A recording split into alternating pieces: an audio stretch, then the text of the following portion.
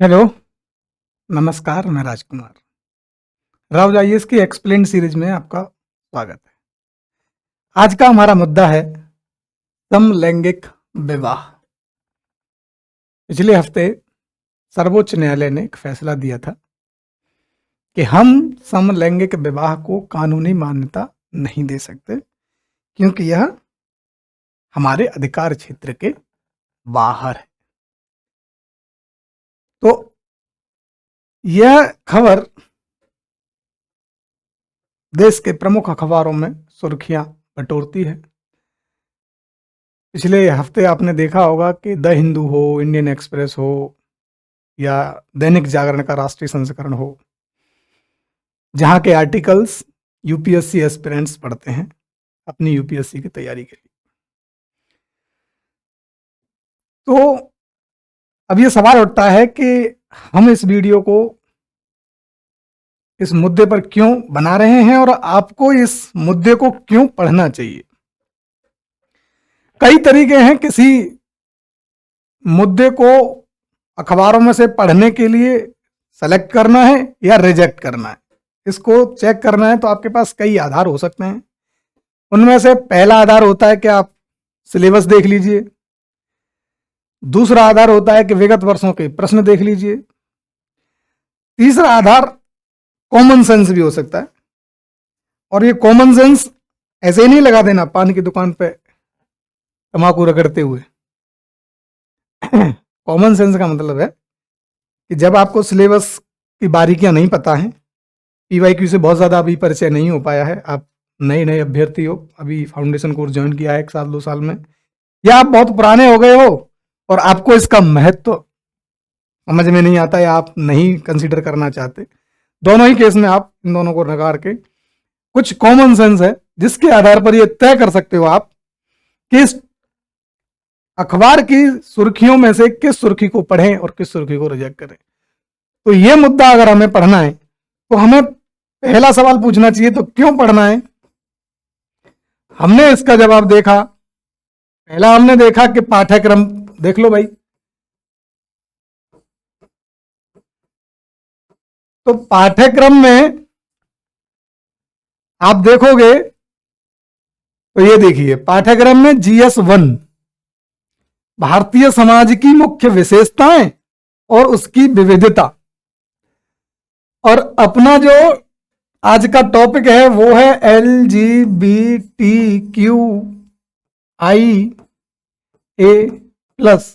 इस समुदाय ने एक मांग रखी थी समलैंगिक विवाह को कानूनी मान्यता देने की। तो ये जो समुदाय है ये हमारी भारतीय समाज की विविधता का एक हिस्सा है। किसका हिस्सा है? विविधता का। तो हमने देखा कि ये GS1 में अपने सिलेबस में स्पष्टतः लिखा हुआ है, मतलब सिलेबस के हिसाब से तो ये टॉपिक हमको पढ़ना चाहिए। दूसरा जो आधार है वो होता है विगत वर्षों के प्रश्न। विगत वर्षों के प्रश्न इसे बोलते हैं PYQs। अब ये दो तरह के हो सकते हैं, एक तो प्रीलिम्स में, प्रारंभिक परीक्षा में, और मुख्य परीक्षा में, यानी प्रीलिम्स और मेंस। अब देखते हैं कि क्या प्रीलिम्स में कोई सवाल पूछा गया है। तो प्रारंभिक परीक्षा में 2013 के बाद खासकर, क्यों? क्योंकि 2013 में यूपीएससी ने पैटर्न बदला, सिलेबस बदला, और 2013 के बाद यूपीएससी परीक्षा का पैटर्न लगभग पूर्णतः बदल गया। तो 2013 के बाद LGBTQIA+ समुदाय से कोई सीधा प्रश्न हमें नहीं दिखा, लेकिन मेंस में, मुख्य परीक्षा में भी LGBTQIA से संबंधित तो कोई प्रश्न नहीं था, लेकिन एक संवेदनशील ग्रुप है अपने समाज का, वो है ST, शेड्यूल्ड ट्राइब्स, उनसे प्रश्न पूछा था। तो ये भी संवेदनशील ग्रुप है।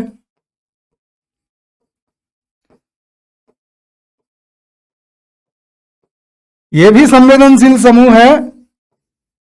जैसे कि ST संवेदनशील समूह है, वैसे ही LGBTQIA+ भी एक संवेदनशील समूह है।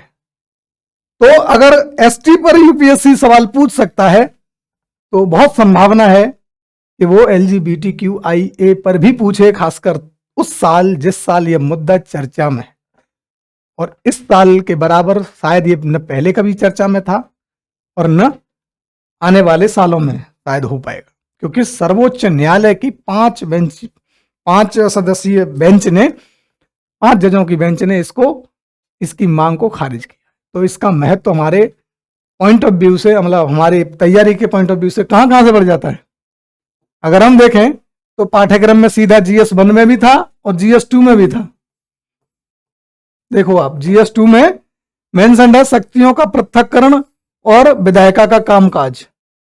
तो सर्वोच्च न्यायालय ने जिस आधार पर इस मांग को खारिज किया था उसका आधार था शक्तियों का पृथक्करण। सर्वोच्च न्यायालय ने कहा था कि कानून बनाना या कानून में संशोधन करना न्यायपालिका का कार्य क्षेत्र नहीं है, वो उसका काम नहीं है। तो GS2 के पर्सपेक्टिव से भी और GS1 के पर्सपेक्टिव से भी ये टॉपिक हमारे लिए महत्वपूर्ण है। तो हमने देखा पाठ्यक्रम के लिहाज से जरूरी है, विगत वर्षों के प्रश्न के लिहाज से जरूरी है, और क्या है जिसकी बात कर रहे थे हम, कॉमन सेंस।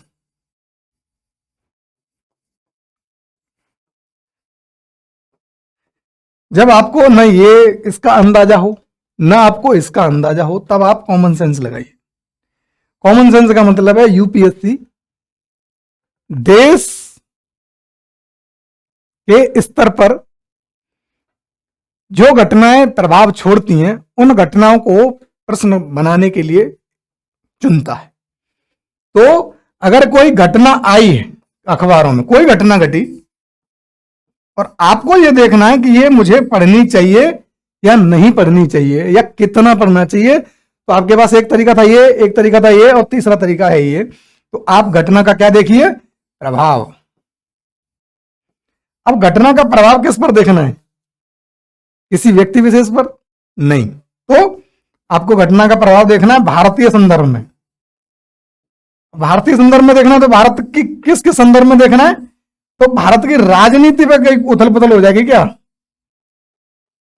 राजनीति का मतलब किस पार्टी ने किस अध्यक्ष बनाया, किस पार्टी ने किसे टिकट दी, ऐसे मुद्दे नहीं राजनीति के। मतलब राजनीति में सर्वोच्च न्यायालय ने क्या कुछ फैसला दिया, विधायिका ने क्या कुछ कानून बनाया, विधायिका की फंक्शनिंग, काम करने की प्रक्रिया में कोई चेंज आया है क्या, कुछ नया बदला हुआ है, संशोधन हुआ है क्या, कुछ उस तरह की राजनीति।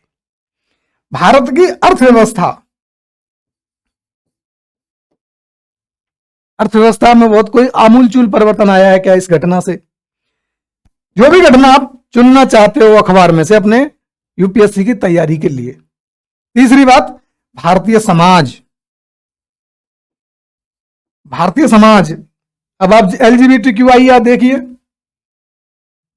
ये जो समुदाय है ये भारतीय समाज का हिस्सा है और विविधता का हिस्सा है, और दूसरी बात संवेदनशील ग्रुप भी है। तो दो लिहाज से भारतीय समाज को प्रभावित करेगा अपना ये टॉपिक। तो समाज के लिहाज से हमारे लिए टॉपिक पढ़ना जरूरी हो गया। अगला आधार हो सकता है सुरक्षा। तो ये जो फैसला आया था सर्वोच्च न्यायालय का, हमारे किस लिहाज से, समाज के लिहाज से महत्वपूर्ण हो जाता है।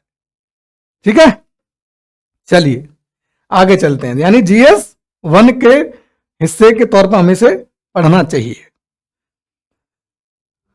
ये समझ लिया हमने कि LGBTQIA समुदाय, उससे संबंधित समस्याएं, उसकी मांग क्यों जरूरी है, क्या कि यूपीएससी इनमें से किसी आधार पर प्रश्न पूछा जा सकता है। हमने अपने टॉपिक के महत्व को समझ लिया, तो अब जान लेते हैं कि आज के वीडियो में हम क्या क्या जान पाएंगे, क्या क्या समझ पाएंगे। आज के अगर वीडियो को हम पूरा देख लेते हैं तो हमको क्या क्या सीखने को मिलेगा। तो पहली बात हम समझेंगे सेक्स और जेंडर क्या है और इनमें क्या अंतर है। दूसरी बात जो समझेंगे वो है यौन रुझान, सेक्सुअल ओरिएंटेशन क्या है। फिर जो समझेंगे वो है LGBTQIA, इसमें हर एक लेटर का क्या मतलब है। फिर इस समुदाय के समक्ष क्या समस्याएं हैं। फिर याचिकाकर्ताओं ने क्या मांग रखी थी, उसके बाद समझेंगे कि अपनी मांग के पक्ष में क्या तर्क दिए थे, और फिर उसके विरोध में सरकार ने क्या तर्क दिए मांग के विरोध में, फिर न्यायालय का मत, न्यायालय ने क्या रुख अडॉप्ट किया और उसने क्या फैसला दिया, और अगर कोई सुझाव है तो अगर आप यूपीएससी की तैयारी के पर्सपेक्टिव से इस वीडियो को देखना चाहते हो तो यहां से सीधा प्रश्न पूछा जा सकता है।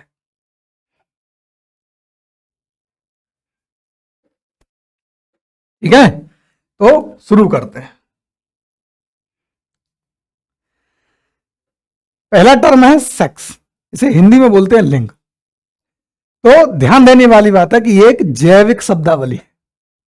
जैविक शब्दावली से मतलब इसका आधार किससे होगा, प्राथमिक प्रजनन अंग और द्वितीयक प्रजनन अंग से। ये कोई व्यक्ति है, अब क्या करना है, इसका सेक्स का निर्धारण करना है कि ये किस सेक्स का व्यक्ति है। लोगों का वर्गीकरण करना जरूरी है, मादा को पुरुष से, महिला को पुरुष से अलग करना जरूरी है। नर मादा महिला पुरुष आप समझते होंगे दुनिया में, समाज में। तो इनका जो विभेदन है, जो वर्गीकरण है, वो किस आधार पर होता है, सेक्स के आधार पर। और सेक्स का निर्धारण कैसे होता है, प्रजनन अंग के आधार पर, प्रजनन अंग के आधार पर। अब प्रजनन अंग कैसे दो तरह के हो सकते हैं, प्राथमिक हो सकता है और द्वितीयक हो सकता है।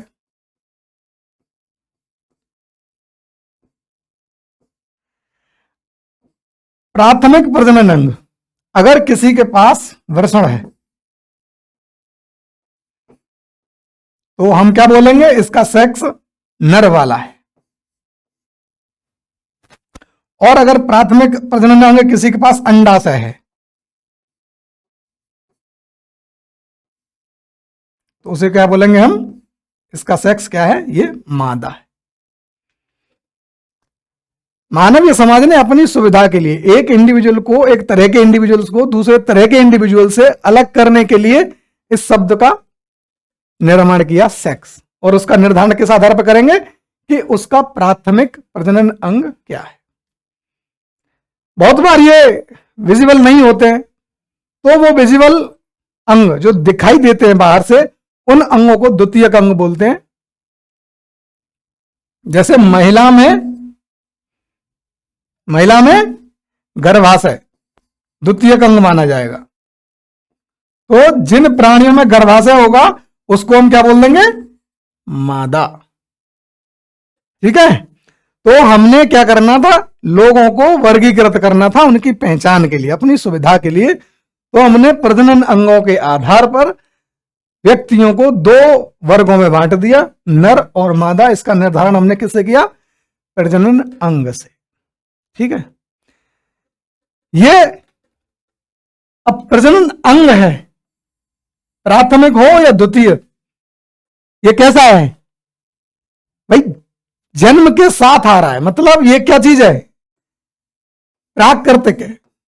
ये आदमी जो व्यक्ति है वो खुद तय नहीं कर सकता, ये क्या है, प्राकृतिक है। इसे न तो व्यक्ति तय कर सकता है और न समाज तय कर सकता है। ये इस पर नियंत्रण पूर्णतः किसका है, प्रकृति का। क्योंकि किस व्यक्ति को किस अंग के साथ भेजना है, किस अंग के साथ नहीं भेजना है, ये मानव के हाथ की बात है ही नहीं। तो व्यक्ति जिनके साथ पैदा होता है, और इस आधार पर हम जैविक भेद करते हैं नर और मादा के। शारीरिक बनावट के आधार पर नर और मादा का विभाजन जो होता है वो होता है सेक्स के आधार पर। तो अब समझ में आया सेक्स क्या है, सेक्स एक जैविक शब्दावली है। ठीक है, आगे बढ़ते हैं। अगला जो शब्द है वो है जेंडर, जिससे हम और आप ज्यादा परिचित हैं, जिसे हम इसके साथ कंफ्यूज भी करते हैं, जबकि ऐसा है नहीं। तो जेंडर क्या है, एक योग्य काटा सिद्धांत। अब ये क्या है, हमारे पास समय की सीमा है, इसलिए हम इसे आज के वीडियो में कवर नहीं कर पाएंगे। लेकिन आपका यह दायित्व है कि आप अपने एंड पर इस टॉपिक को भी तैयार कर लें। इसमें क्या क्या आपको जानना चाहिए यूपीएससी की तैयारी के लिहाज से, कि ये क्या है, किसने दिया, उद्देश्य क्या है इसका,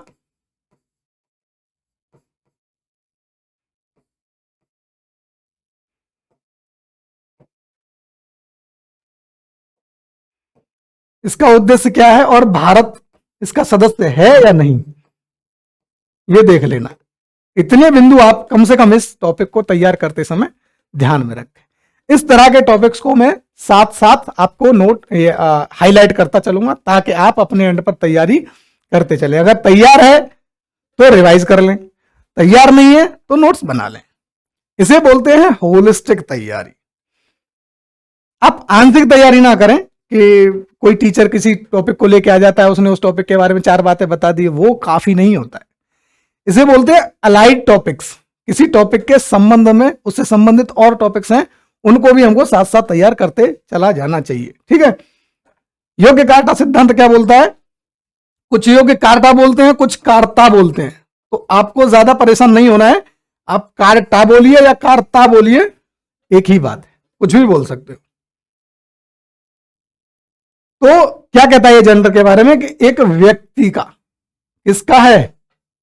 व्यक्ति का। किसके बारे में? अपने बारे में। यानी एक इंडिविजुअल दूसरे इंडिविजुअल का जेंडर तय नहीं करेगा, एक व्यक्ति खुद अपना जेंडर तय कर सकता है। और क्या है ये इसके बारे में? महसूस किया गया आंतरिक और व्यक्तिगत अनुभव है, उसका अपना अनुभव अपने बारे में, जो जन्म के समय निर्धारित जो सेक्स था उसके अनुरूप हो भी सकता है और नहीं भी हो सकता है। 2 बातें हैं। जो उसका अनुभव है, ये व्यक्तिगत अनुभव, ये सेक्स के अनुरूप हो भी सकता है, सेक्स के अनुरूप नहीं भी हो सकता है। जब प्रकृति मानव को पृथ्वी पर कुछ जैविक संरचनाओं, प्रजनन अंगों के साथ भेजती है, तो उससे संबंधित हार्मोनल चेंजेस होते हैं। तो व्यक्ति का अनुभव उस शरीर के बारे में कैसा है, ये व्यक्ति से व्यक्ति, व्यक्ति दर व्यक्ति बदलता है। तो इस बदलने की प्रक्रिया में हर व्यक्ति को अलग तरह से अनुभव होता है। इसी अनुभव के आधार पर उस व्यक्ति का जेंडर तय, यही अनुभव बाद में सेक्सुअल ओरिएंटेशन बनेगा, जो हम अगली स्लाइड में पढ़ेंगे। तो अब अनुभव कैसा हो सकता है? तो अनुभव किस संदर्भ में? उसकी भावना के संदर्भ में, उसे कैसा फील होता है। जैसे एक व्यक्ति है एक्स, अब वो जो है नर जननांगों के साथ पैदा हो गया, नर जननांगों के साथ पैदा हो गया, जैसे उसमें वृषण थे, लेकिन उसका जो अनुभव है, व्यक्तिगत अनुभव, प्रकृति में जननांगों के साथ व्यक्ति को पैदा किया प्रकृति ने, लेकिन समाज ने क्या किया? जननांगों के आधार पर और उनकी क्रियाओं के आधार पर लगभग विभाजन सा कर दिया, और यह विभाजन एक निश्चित रूप ले चुका है। जैसे ऐसा माना जाता है, समाज ने ऐसा नियम बना दिया, या समाज में ऐसी प्रथाएं चल लगी, या समाज ने उसी बात को स्वीकारता दी कि जो नर होगा वो मजबूत माना जाएगा और महिला जो होगी उसे कमजोर माना गया। इसलिए शिकार का काम ये करेगा और घर का काम ये करेगी, ऐसा माना गया। अगली बात, सजना संवरना इसका काम माना गया।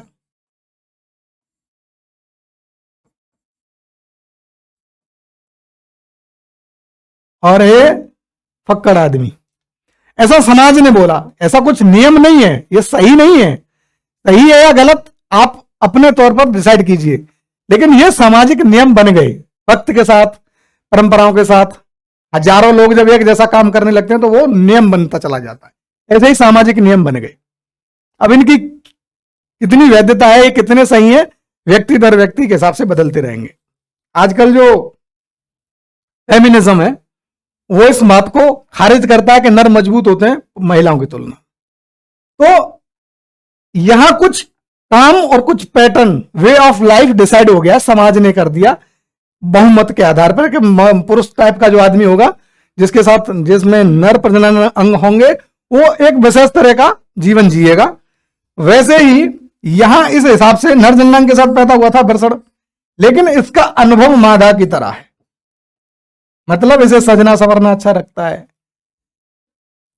इसे सजना संवरना अच्छा लगता है। इसकी बोली वो बहुत पतली है, आवाज, ऐसा माना जाता है कि महिलाओं की आवाज पतली होती है, ज्यादातर केस में ऐसा देखा भी जाता है। पिच, पोशाक, समाज ने महिला और पुरुषों के लिए अलग अलग पोशाक निर्धारित कर दी। तो ये जो व्यक्ति था जो नर जननांग के साथ पैदा हुआ था, ऐसा हो सकता है कि इसकी पोशाक का जो तरीका हो वो मादा वाला हो, इसे ऐसा लगे जो मादाएं पहनती हैं साड़ी, साड़ी पहनना अच्छा लगे इसे, हालांकि शारीरिक तौर पर ही ना रहे, लेकिन इसका अनुभव कह रहा है कि ये अंदर से मादा की तरह फील कर रहा है। तो ये इसका अनुभव बदल रहा है, व्यवहार, चाल ढाल बदल सकती है। तो नर जननांग हो जाना भर जेंडर निर्धारित नहीं करेगा। नर प्रजनन अंग जो है वो आपका सेक्स निर्धारित कर सकता है। नर प्रजनन अंग होने का मतलब ये नहीं है कि आप उसी जेंडर में बिलोंग करोगे जो समाज ने स्वीकार्यता दी। तो समाज ने क्या करा, समाज ने सेक्स के आधार पर जो नर होते थे उनको पुरुष मान लिया, और जो मादा होती थी, जो मादा है उसे महिला। केवल इन दो जेंडर्स को समाज ने स्वीकार किया, बाकी जेंडर्स को एक्सेप्ट ही नहीं किया। मतलब अगर आप समाज में नर जननांग के साथ पैदा हुए हो तो समाज आपसे यह अपेक्षा करेगा कि आप पुरुष की तरह बिहेव करो। पुरुषार्थ जो शब्द है ना, वो इसी भेदभाव से जनित। पुरुषार्थ का मतलब है जो पुरुषों की तरह जिए, सामान्य भाषा में, बहुत ज्यादा साहित्य में नहीं जाएंगे, वहां कुछ और भी मतलब है। वह 4 पुरुषार्थ हैं, वो मादा भी कर सकती है, ठीक है। और अगर आप नरजनांग के आधार पर मादा हो तो आप महिलाओं की तरह बिहेवियर कीजिए, तो आपको ये 2 जो जेंडर थे इनको स्वीकार्यता मिली। लेकिन जो मानवता है वो सामाजिक नियमों से बंधी नहीं रह सकती। अभी तो सुधार होते हैं समाजों में, सोशल रिफॉर्म्स। सामाजिक सुधार कैसे होते हैं? कुछ लोग रिवेल करते हैं, विरोध करते हैं, क्रांतियां करते हैं, समाज के नियमों को तोड़ते हैं, तो नई नई अवधारणाएं जन्म लेती हैं। आजकल नई अवधारणा पनप रही है और फल फूल रही है, वो है LGBTQIA। किस आधार पर? जो समाज ने सोशल सेक्सुअल बाइनरी की बात करेंगे हम, सोशल सेक्सुअल बाइनरी। समाज ने सेक्स के आधार पर जो 2 जेंडर को स्वीकार्यता दी, उस बाइनरी को तोड़ने का काम कर रहा है आज का हमारा ये समुदाय LGBTQIA+। ठीक है, तो हमने देखा सेक्स क्या है और जेंडर क्या है, दोनों में कितना अंतर है, अब आपको स्पष्ट हो जाना चाहिए। चलिए आगे बढ़ते हैं। यौन रुझान, यौन अभिविन्यास भी बोलते हैं, इसे बोलते हैं सेक्सुअल ओरिएंटेशन। ये जो LGBTQIA+ समुदाय है, इसका जन्म कैसे होता है? तो इसमें बड़ा योगदान इस सेक्सुअल ओरिएंटेशन का ही होता है। ये क्या है? तो फिर योग्यकाटा सिद्धांत आ जाता है, वो फिर बताता है कि ये है क्या। तो पहली बात तो आप ये समझ लो कि सेक्स और जेंडर दोनों से ही अलग है, दोनों से ही अलग है। किसी का जेंडर निर्धारित हो जाने का मतलब ये नहीं है कि सेक्सुअल ओरिएंटेशन उसका वही होगा। तो सेक्सुअल ओरिएंटेशन डिसाइड करेगा किसी का जेंडर क्या होगा। कैसे करेगा देखते हैं। तो ये क्या है? यौन रुझान। रुझान का आप मतलब हिंदी में सामान्य वर्ड से समझो तो रुझान को आप कैसे समझ सकते हो? रुझान का मतलब है इच्छा, और बहुत ज्यादा आसान शब्द समझते हो तो मन करना। कुछ करने का मन करता है ना, कभी किसी का दिल्ली घूमने का मन करता है, कभी किसी का मसूरी जाने का मन करता है, किसी को इंजीनियर बनने का मन करता है, किसी को डॉक्टर बनने का मन करता है, कभी किसी को पैराग्लाइडिंग का मन करता है, कभी किसी को घुड़सवारी का मन करता है, किसी को नाचने का मन करता है, किसी को दबंग 3 देखने का मन करता है। तो वही उसी से संबंधित है रुझान। बस इसमें क्या है, ये यौन क्रियाओं, यौन आकर्षण से संबंधित है। ठीक है, तो किसी व्यक्ति का ध्यान रखना है, समाज का नहीं, समूह का नहीं, व्यक्ति का। सेक्सुअल ओरिएंटेशन किसका होगा, एक व्यक्ति का, समाज का नहीं, समूह का नहीं डिसाइड होता है। यौन रुझान एक इंडिविजुअल का होता है, व्यक्ति का किसी अन्य व्यक्ति के साथ भावनात्मक, स्नेहपूर्ण, यौन आकर्षण और यौन संबंध, 4 शब्द हैं, एक दूसरे से संबंधित हैं, बट एक ही शब्द नहीं है, वो 4 अलग अलग शब्द हैं, संबंधित हैं। ठीक है, यौन संबंध बनाने की इच्छा, मैंने बोला ना, इच्छा या मन। अगर किसी व्यक्ति का दूसरे व्यक्ति के साथ भावनात्मक लगाव है, या स्नेहपूर्ण संबंध बनाना चाहता है, या उसके प्रति यौन रूप से आकर्षित है, या उसके साथ यौन संबंध बनाने की इच्छा है, यही इच्छा है या नहीं है, दोनों ही बातें हैं। आप कंफ्यूज ना करें कि इच्छा है तो होना ही जरूरी है।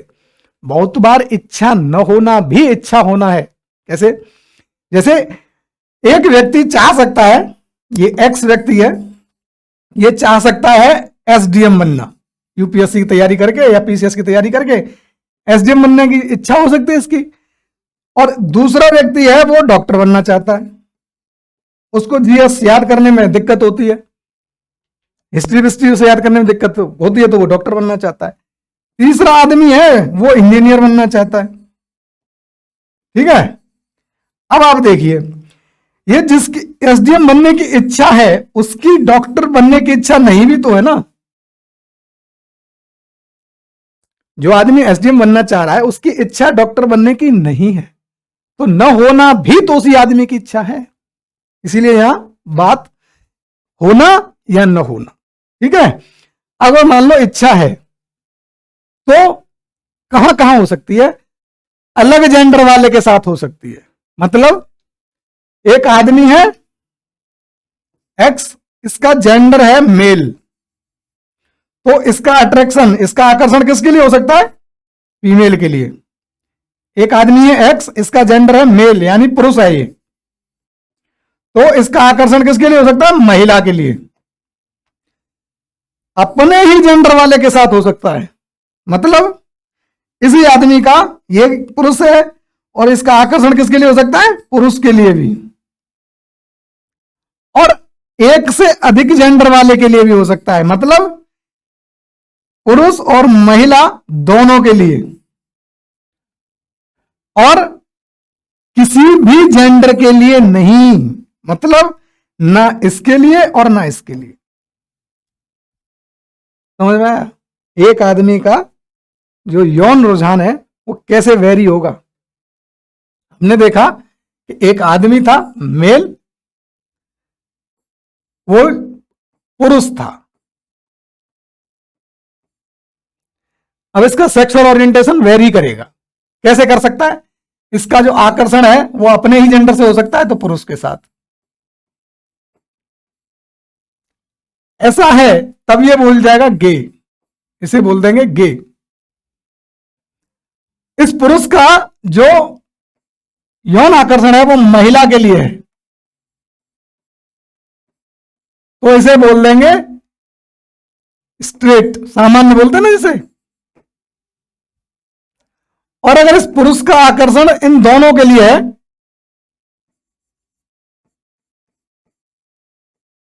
तब इसे बोल देंगे बाइसेक्सुअल।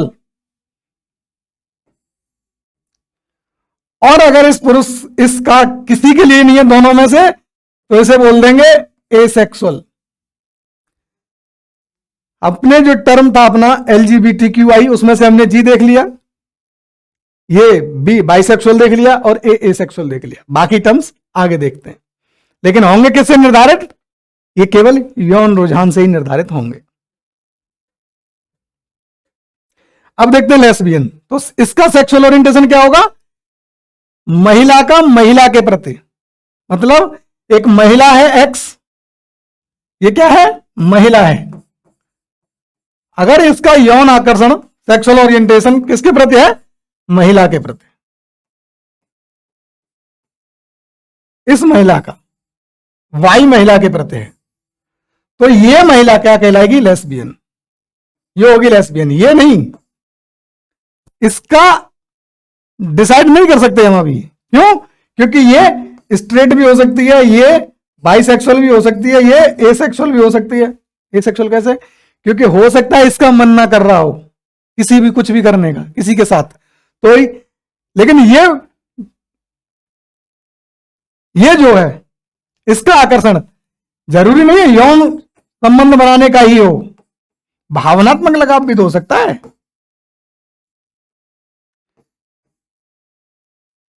ये देखो, भावनात्मक और स्नेहपूर्ण हो सकता है।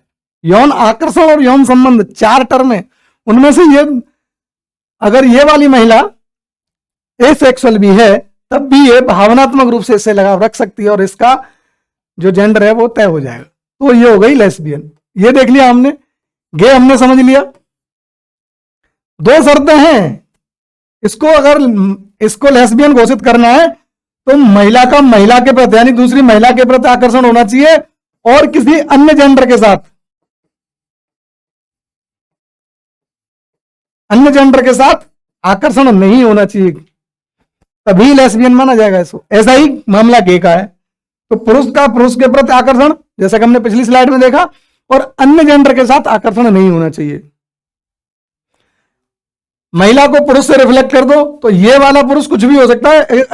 अगर इस आदमी को गे साबित करना है, गे घोषित करना है, तो केवल पुरुष के लिए आकर्षण होगा, अन्य जेंडर के लिए नहीं। ठीक है? उभयलिंगी, ये बाइसेक्सुअल क्या होते हैं? ये कुछ ऐसे हैं जैसे ये एक आदमी है एक्स, ये पुरुष है। ठीक है? अब इस पुरुष का जो यौन आकर्षण है, भावनात्मक लगाव है, वो पुरुष के साथ भी हो, इसका यौन आकर्षण, और महिला के लिए भी हो। इसे दोनों में से दोनों ही पसंद है, कोई एक नहीं, दोनों के साथ ही इसे कंफर्ट फील होता है, सहज महसूस करता है। तो ऐसे आदमी को बोलेंगे बाइसेक्सुअल। ये महिला भी हो सकती है और ये पुरुष भी हो सकता है, तो दोनों जेंडर के साथ। ठीक है? बाइसेक्सुअल। आगे चलते हैं, ट्रांसजेंडर क्या होता है?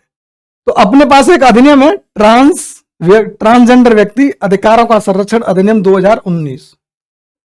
अब मैंने इस अधिनियम की परिभाषा को क्यों लिया है?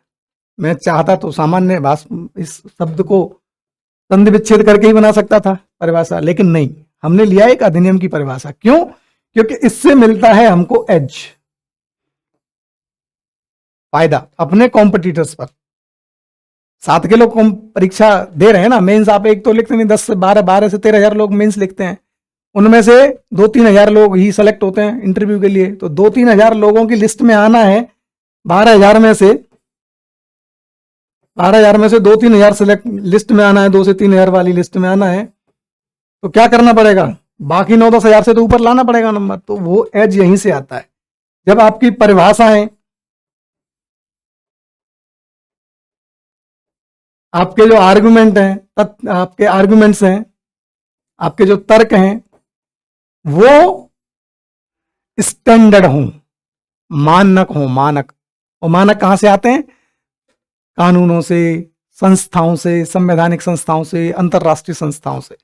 तो जब आप ऐसे बड़ी बड़ी संस्थाओं, कानूनों की परिभाषाओं को अपने उत्तरों में लिखते हो तो आपके मार्क्स थोड़े से ज्यादा आ जाते हैं। यानी अगर आपको पहली पर सामान्य परिभाषा पर 3 या 3.5 मिल सकते थे, तो अगर मानक परिभाषा लिखोगे तो आप 4 से 4.5 की कैटेगरी में पहुंच जाओगे,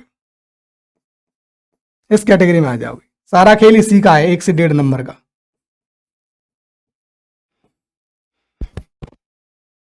ठीक है, तो ये कैसे परिभाषित करता है, चलो देखते हैं। इसके हिसाब से ट्रांसजेंडर व्यक्ति क्या है? एक व्यक्ति जिसका जेंडर जन्म के समय दिए गए लिंग, यानी हमने क्या पढ़ा था, सेक्स से मेल नहीं खाता। कोई भी व्यक्ति, जेंडर का मतलब अनुभव, व्यक्तिगत अनुभव था ना, तो अगर किसी व्यक्ति का अनुभव जो है उसके जन्म के समय जो सेक्स मतलब प्रजनन अंग के हिसाब से नहीं मैच खाते है उसका अनुभव। मतलब एक आदमी एक्स है और वो वृषण के साथ पैदा हुआ, तो जन्म के हिसाब से क्या है, इसका सेक्स क्या हो गया, नर। लेकिन इसको नर वाली फीलिंग ना आकर फीलिंग कहां से आ रही है, महिला वाली। तब ये क्या हो जाएगा आदमी, ये आदमी हो जाएगा ट्रांसजेंडर। अब कौन कौन शामिल हो सकता है ट्रांसजेंडर में, ये उनकी लिस्ट भी देता है अधिनियम। ट्रांसमैन मतलब ट्रांसमैन कौन होगा, एक महिला है जन्म से, महिला है जन्म से, मतलब इसका जो प्रजनन अंग है वो है अंडाशय, लेकिन इसे फील क्या होता है, अनुभव क्या होता है, पुरुष वाला अनुभव है। तो ये थी तो महिला लेकिन अनुभव पुरुष वाला है, इसलिए ये बोली जाएगी ट्रांस मैन। ऐसे ही ट्रांस वुमेन मतलब ओरिजिनली ये पुरुष होगी लेकिन इसकी फीलिंग महिला वाली होगी। जैसे एक पुरुष है एक्स और ये वृषण के साथ पैदा हुआ, तो इसका सेक्स कैसा होना चाहिए, नर वाला, यही। लेकिन इसके अनुभव क्या कह रहा है, अनुभव बोल रहा है कि ये महिला होना ज्यादा कंफर्ट फील करता है। तो ऐसा आदमी क्या कहलाएगा, ट्रांस वुमेन। मतलब ट्रांसफॉर्मेशन के बाद जो वुमेन बनती है वो है ट्रांस वुमेन। तो ये महिला है लेकिन वास्तविक तौर पर जन्म के आधार पर क्या थी, मैन, मेल, पुरुष। और ये ट्रांस मैन है, ये आज मैन है लेकिन पहले क्या है, ये शारीरिक तौर पर महिला है। अब ट्रांस मैन या ट्रांस वुमेन कहलाने के लिए सर्जरी कराने की जरूरत नहीं है, हार्मोन थेरेपी लेने की भी जरूरत नहीं है और लेजर थेरेपी लेने की भी जरूरत नहीं है, केवल आपका अनुभव होना काफी है। अगर कोई व्यक्ति यह अनुभव करता है नर शरीर में होते हुए भी कि उसकी जो फीलिंग है, भावना है वो महिला जैसी है, तो उस व्यक्ति को ट्रांस वुमेन मान लिया जाए इसके हिसाब से। और कौन शामिल हो सकता है, इंटरसेक्स भिन्नता वाला। मतलब इंटरसेक्स आगे समझेंगे, एक ऐसा व्यक्ति जिसका सेक्सुअल ओरिएंटेशन अभी स्थिरता हासिल नहीं कर सका है। मतलब उसे कभी लगता है कि वो पुरुष है, उसे लगता है कभी वो महिला है, उसे लगता है कि वो को एसेक्सुअल है, अलैंगिक है। इस तरह का आदमी क्या कहलाएगा, इंटरसेक्स। अगला जो शामिल कौन हो सकता है वो है जेंडर क्वीर। जेंडर क्वीर का मतलब है, हमने एक टर्म सुना देखा था अभी, सोशल सेक्सुअल बाइनरी। तो ऐसा कोई भी व्यक्ति जो अपने आप को सोशल सेक्सुअल बाइनरी में फिट महसूस नहीं करता, मतलब सहज नहीं है, वो खुद को न तो महिला बता पा रहा है, जैसे जो समाज ने महिला का रूल, महिला के लिए कुछ सेट पैटर्न बना रखा है कि इस तरह की बिहेवियर करेगा, इस तरह का चाल डाल होगा, इस तरह का काम करेगा, महिला होगा।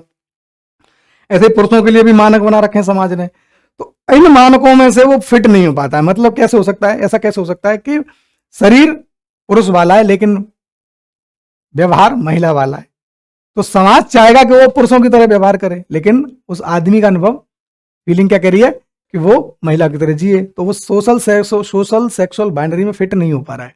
तो ऐसा कोई भी व्यक्ति, यानी अब सब जितने भी LGBTQIA में है ना, ये सब जेंडर क्वीर टर्म्स में ही आएंगे। उसके तो ये टर्म क्या है, जेंडर क्वीर का मतलब है एक अम्ब्रेला टर्म है जिसमें सब शामिल होते हैं, ये वाले लोग जो हैं वो सब जेंडर क्वीर माने जाएंगे। ठीक है। अगर कोई व्यक्ति ये कहता है कि वो खुद को किन्नर समझता है, वो व्यक्ति खुद को हिजड़ा समझता है, मतलब बहुत बार लोग शिक्षित नहीं होते तो इन शब्दों से परिचित नहीं होंगे, इलिटरेट आदमी को क्या पता ट्रांसमैन ट्रांसवोमैन क्या होता है, क्वीर क्या होता है, इंटरसेक्स क्या होता है। वो जन्म से घर से मतलब निकाल दिया गया 10-20 साल का, 10 साल का, 12 साल का, 15 साल में, ज्यादातर इसी 20 के पहले पहले वो निकाल दिए जाते घरों से। आगे समझेंगे इनकी समस्याओं कैसे निकाले जाते, क्यों निकाले जाते। तो वो किन्नर समुदाय में चला गया। अब उसे ये टर्म तो नहीं पता, लेकिन उसे ये पता है कि वो एक किन्नर समुदाय का हिस्सा है, या किसी कहीं हिजड़ाई समुदाय भी बोलते हैं इसको, कहीं अरावनी समुदाय बोलते हैं, कहीं जोगता समुदाय बोलते हैं। तो ऐसे समूहों का हिस्सा मानता है कोई व्यक्ति खुद को, तो वो भी ट्रांसमैन या ट्रांसवुमेन यानी ट्रांसजेंडर कहलाएगा। समझ में आई परिभाषा? चलो आगे चलते हैं। अगला टर्म है जेंडर क्वीर, इसे जेंडर क्वीर भी बोलते हैं।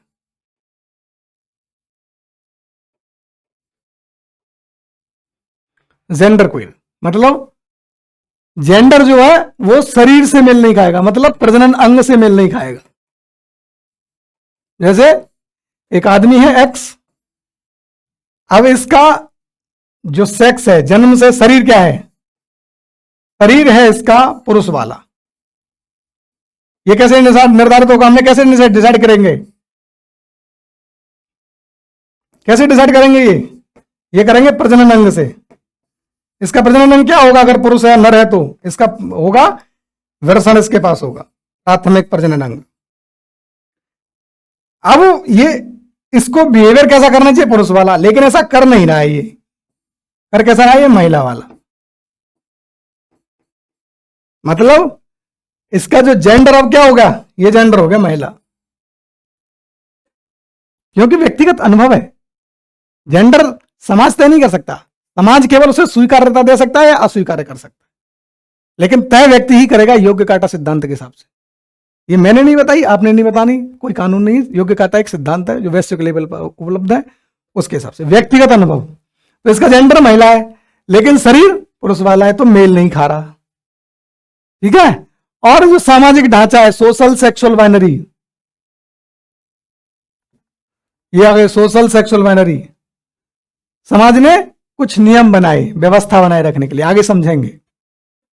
Social sexual binary, social sexual binary मतलब समाज ने बता दिया कि जिसमें नर जननांग होंगे वो कहलाएगा पुरुष, और जिसमें महिला जननांग होंगे वो कहलाएगी महिला, मादा वाली।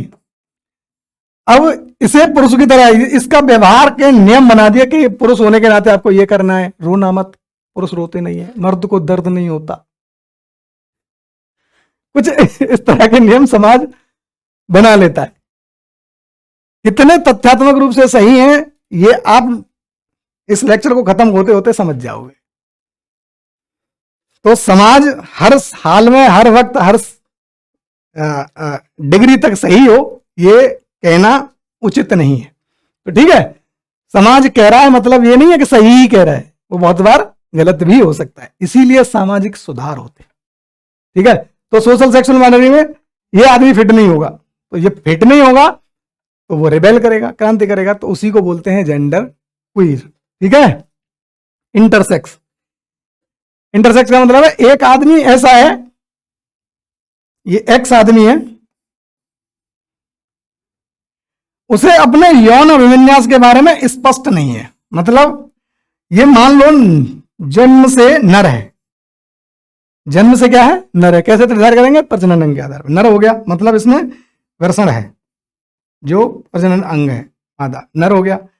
अब इसे यौन आकर्षण मतलब यौन अभिविन्यास कब बदलेगा, तो कभी तो इसे पुरुष अच्छे लगने लगेंगे, कभी महिला अच्छी लगने लगेगी, कभी ये दोनों अच्छे लगने लगेंगे, और कभी ये दोनों में से कोई अच्छा नहीं लगेगा। तो इसका जो सेक्सुअल ओरिएंटेशन है वो अभी स्थिरता हासिल नहीं कर पाया, स्पष्ट नहीं है। तो इसका मतलब ये कौन हो सकता है, अगर ये पुरुष है और पुरुष के प्रति आकर्षित है तो क्या हो जाएगा, ये हो जाएगा गे। अगर ये पुरुष है और महिला के प्रति आकर्षित है तो क्या हो जाएगा, सामान्य। और अगर पुरुष है और दोनों के प्रति सामान्य है तो बाइसेक्सुअल, वैलिंगी। और पुरुष है और किसी के प्रति आकर्षित नहीं है तो इसे बोलेंगे एसेक्सुअल, अलैंगिक। समझ में आ रहा है? आगे चलते हैं। एसेक्सुअल, एसेक्सुअल मतलब एक आदमी है एक्स, उसका किसी भी जेंडर के प्रति आंशिक या पूर्णतः यौन रुझान है ही नहीं, मतलब उसे आकर्षण है ही नहीं, यौन रूप से वो किसी के प्रति आकर्षित नहीं होता, या तो पूरी तरह से नहीं होता या कभी कभी होता है, दोनों मामला है। मतलब सामान्य आदमी की तरह जिसका यौन अभिविन्यास होना चाहिए वो नहीं होता है। जैसे अगर कोई किसी से भावनात्मक लगाव रखता है तो ये चाहता है कि वो रोज उसे कॉल करे, रोज मैसेज करे, सबकी इच्छा होती है ना। अपने दोस्तों की तरफ, अपने परिवार में, अपने आसपास देखिए, आपका कोई दोस्त होगा जिससे भावनात्मक रूप से आप लगाव करते होंगे, तो आपकी अपेक्षा रहती है कि वो मुझे रोज कॉल करे, रोज मैसेज करे मुझे। वो जो लगाव है इस आदमी का किसी के लिए नहीं है, या तो वो पूर्णतः नहीं है, कंप्लीटली ही नहीं है, या कभी कभी रहता है कुछ विशेष शर्तों के आधार पर। विशेष शर्तें जब पूरी हो जाएंगी तब वो किसी के प्रति आकर्षित हो सकता है। ऐसे आदमी का जो, अगर इसका सेक्सुअल ओरिएंटेशन है या तो किसी के लिए है ही नहीं या कभी कभी आता है, उसे बोलते हैं एसेक्सुअल। ठीक है, ध्यान रखने वाली बात है कि ये ब्रह्मचर्य से एकदम अलग है। ब्रह्मचर्य क्या है? पूरी तरह से कृत्रिम घटना है, मतलब एक आदमी जानबूझकर अपने यौन इच्छा को दबाता है, लेकिन यहां प्राकृतिक रूप से यौन इच्छा है ही नहीं। तो अलैंगिकता एकदम क्या है? प्राकृतिक चीज है। और जो ब्रह्मचर्य है वो एकदम क्या है? कृत्रिम चीज है, मानव निर्मित है, प्रकृति का उसमें कोई हाथ नहीं। कोई आदमी जानबूझकर अपनी यौन इच्छा को दबा रहा है। ठीक है, आगे चलते हैं। हमने अब तक समझा कि सेक्स क्या है, फिर समझा जेंडर क्या है, फिर LGBTQIA और प्लस। इसका मतलब है प्लस का कि और भी अगर कोई संभावना है ग्रुप में आने की, कोई और टर्म अगर इंक्लूड होता है भविष्य में, तो उसके लिए रास्ता खोल रखा है, यहीं तक लिमिट नहीं करना चाहते। तो मतलब ये लोकतांत्रिक समुदाय है।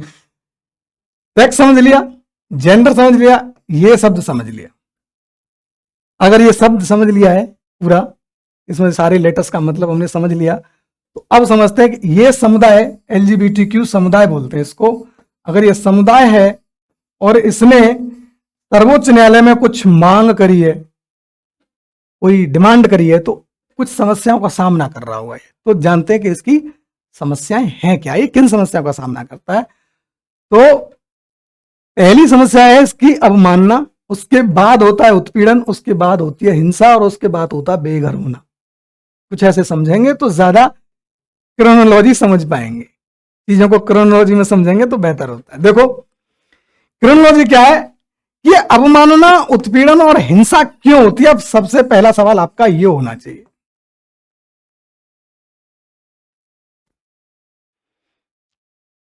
तो हुआ कुछ ऐसा कि प्रकृति ने क्या दिया? सेक्स। सेक्स का मतलब नर और मादा। लेकिन मानव प्रकृति का गुलाम तो है नहीं, मानव प्रकृति का गुलाम नहीं है, वो इनके दायरे से आगे बढ़ा। समाज बोला कि नर जो होगा उसको होगा पुरुष, वो माना जाएगा पुरुष, और जिसमें मादा जननांग होंगे उसको माना जाएगा महिला।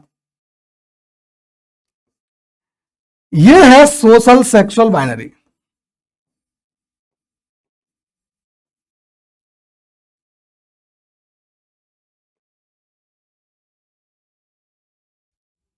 ये क्यों आई? हर समाज अपने विकास के दौर में कुछ नियम बनाता है। ये नियम क्यों बनाता है? व्यवस्था लाने के लिए। ये जो नियम है वक्त के साथ क्या रूप धारण कर लेते हैं? नैतिकता का। जो नियमों का पालन करता है उसे मिलती है, पालन करने वाले को क्या मिलेगी? शाबाशी।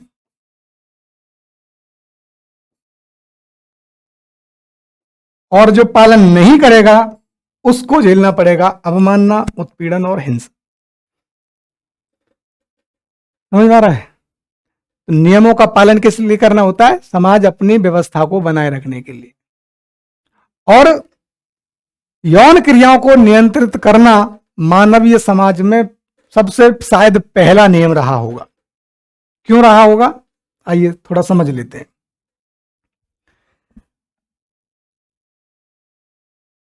मानव जब जंगल में था, पुरापाषाण काल से पहले, जब जंगल में है पुरापाषाण काल में, हजारों साल पहले, 40-50 हजार साल पहले, लाख साल पहले जंगल में है, मतलब संपत्ति नहीं है, संपत्ति नहीं है। अगर संपत्ति नहीं है तो हस्तांतरण की भी कोई दिक्कत नहीं है। जिसको जहां फल मिला उसने वो खा लिया और आगे बढ़ गया। लेकिन जैसे ही मानव जंगल से निकलकर बस्ती में आया, उसने खेत बनाया, उसने जानवर पाले, अब उसके पास क्या है, ये है संपत्ति। और हर बाप चाहता है, हर पिता चाहता है कि उसकी मेहनत का फल उसके बच्चों को मिले। इसीलिए कौन किसका बच्चा होगा, इस पर नियंत्रण के लिए क्या चाहिए, क्या चाहिए, नियम चाहिए कि कौन किसके साथ सो सकता है, कौन किसके साथ यौन संबंध बना सकता है। यहीं से कुछ को महिला में बांटा गया, कुछ को पुरुषों में बांटा गया, और फिर विवाह के नियम बने। आगे और डिटेल में समझेंगे। तो ये सोशल सेक्सुअल बाइनरी क्रिएट हो गई, फिर नियम बना दिए गए। लेकिन जो ये समुदाय रहे, ये इस सोशल सेक्सुअल बाइनरी को फॉलो नहीं करेगा, तो इन समाज कुछ उपकरण बनाता है। अगर समाज नियम बनाएगा तो उनके पालन के लिए क्या बनाएगा, उपकरण।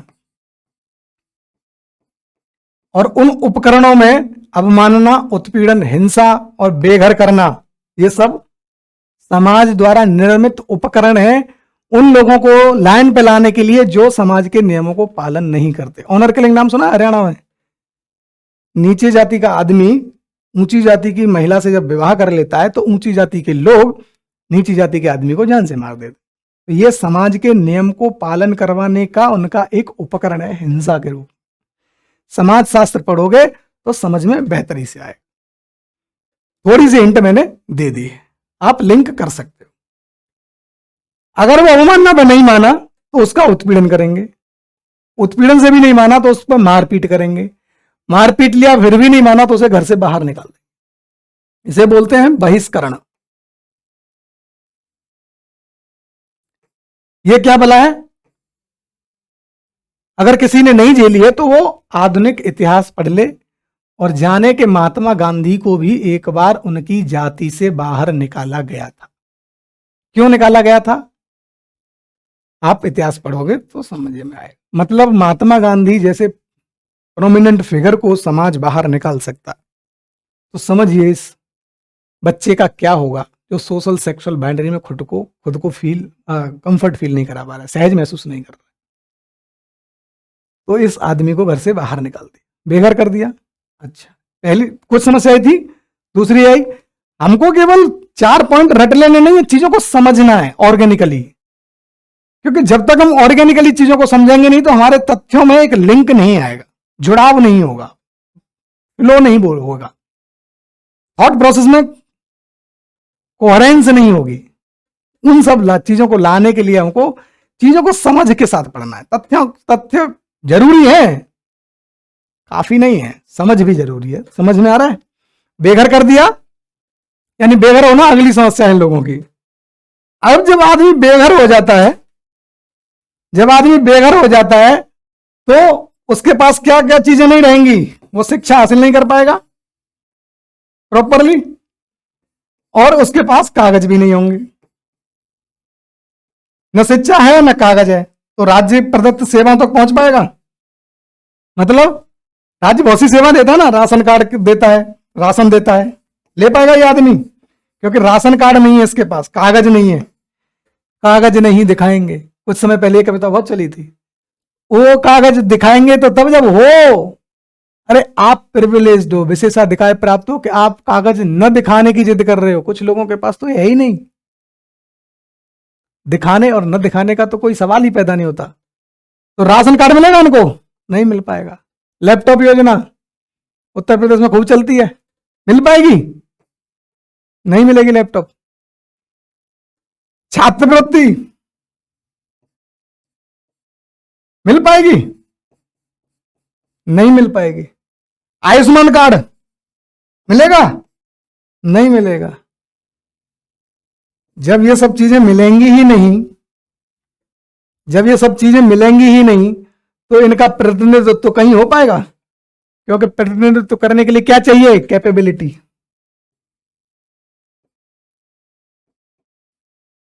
कैपेबिलिटी मतलब क्षमता चाहिए। क्षमता का विकास कहां से होता है? व्यक्ति के पास शिक्षा हो, उसको सपोर्ट हो। अब इसके पास बेघर हो गया था, घर से घर छूट गया था, तो इसका परिवार से जो समर्थन था वो खत्म।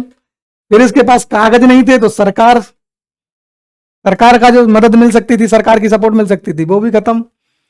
आरसीए का नाम सुना है? Residential coaching academy of Jamia. वहां से बहुत से रिजल्ट निकलते हैं यूपीएससी हर साल। वो क्यों निकाल पाते हैं? क्योंकि उन लोगों की कैपेबिलिटी पे काम कौन करता है? घर भी करता है और सरकार भी करती है। और इन लोगों की कैपेबिलिटी, क्षमता पे कोई काम ही नहीं हो पाता। जब इनकी क्षमता ही नहीं होगी तो फिर क्या करना पड़ेगा? इनको भीख मांगनी पड़ेगी, ताली बजानी पड़ेगी, मुजरा करना पड़ेगा, सेक्स वर्क करना पड़ेगा।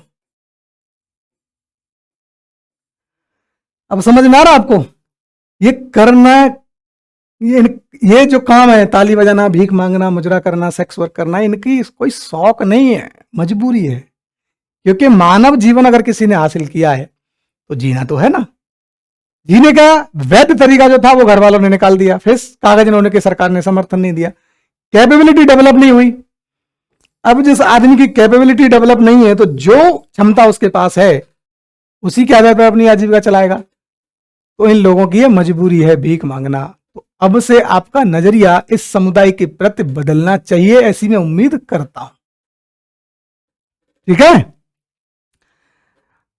अपर्याप्त प्रतिनिधित्व का मतलब है न तो आपको कोई ट्रांसजेंडर बहुत बड़ा उद्योगपति मिलेगा टाटा अंबानी की तरह, न सिविल सेवाओं का कैबिनेट सेक्रेटरी आपको ट्रांसजेंडर मिलेगा, न जजों में, न्यायपालिका में जज मिलेंगे आपको ट्रांसजेंडर, न किसी पार्टी का हेड ट्रांसजेंडर होगा।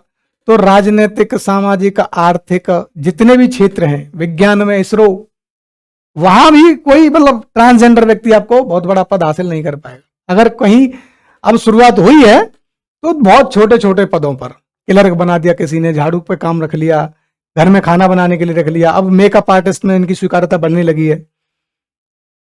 तो समय बदल रहा है, लेकिन रफ्तार है बहुत धीमी। समझे? चलो आगे चलते हैं। अब हमने सेक्स समझा, जेंडर समझा, उनकी समस्याएं समझ ली।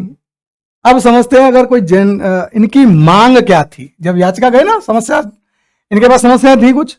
अब इन समस्याओं के समाधान के लिए कोई क्या करेगा? मांग करेगा। तो जानते हैं कि याचिकाकर्ताओं ने क्या मुख्य मांग रखी थी। तो पहली मांग थी इनकी कि कानूनी मान्यता मिलनी चाहिए इनकी शादी को। ठीक है? क्यों मिलनी चाहिए आने वाली स्लाइड्स में समझेंगे, डिटेल में समझेंगे। फिर दूसरी मांग थी कि जो कानून है, वो कुछ कानून कौन कौन से? स्पेशल मैरिज एक्ट, विशेष विवाह अधिनियम, हिंदू मैरिज एक्ट, हिंदू विवाह अधिनियम, फॉरेन मैरिज एक्ट। अगर कोई आदमी विदेशी महिला या विदेशी महिला विदेशी पुरुष से या पुरुष विदेशी महिला से शादी करता है तो उसको विनियमित करने के लिए कानून लाया गया था। अडॉप्शन रेगुलेशंस, पुत्र अडॉप्ट करना है, पुत्री अडॉप्ट करनी है, बच्चा अडॉप्ट करना है, तो उसके लिए भी कुछ रूल्स हैं। इन सारे कानूनों में लिंग संबद्ध शब्दावली का प्रयोग हुआ है। याचिकाकर्ताओं की मांग थी कि इस लिंग संबद्ध शब्दों की जगह लिंग तटस्थ शब्दों का प्रयोग होना चाहिए। तो लिंग संबद्ध शब्द से क्या मतलब है?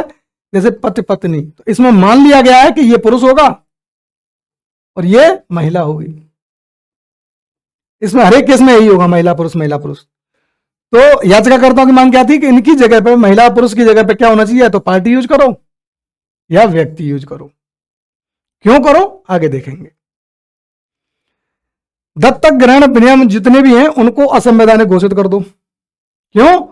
क्योंकि ये इस समुदाय के लोगों को, LGBTQ वाले समुदाय के लोगों को बच्चा अडॉप्ट नहीं करने देते। क्यों? क्योंकि इसकी शब्दावली वैसी है, विवाहित जोड़ा होना चाहिए, और विवाहित जोड़े में फिर यही वाली बात, महिला और पुरुष होने चाहिए। लेकिन LGBTQ समुदाय क्या कह रहा है कि दो पुरुष पुरुष हैं, वो शादी कर लें।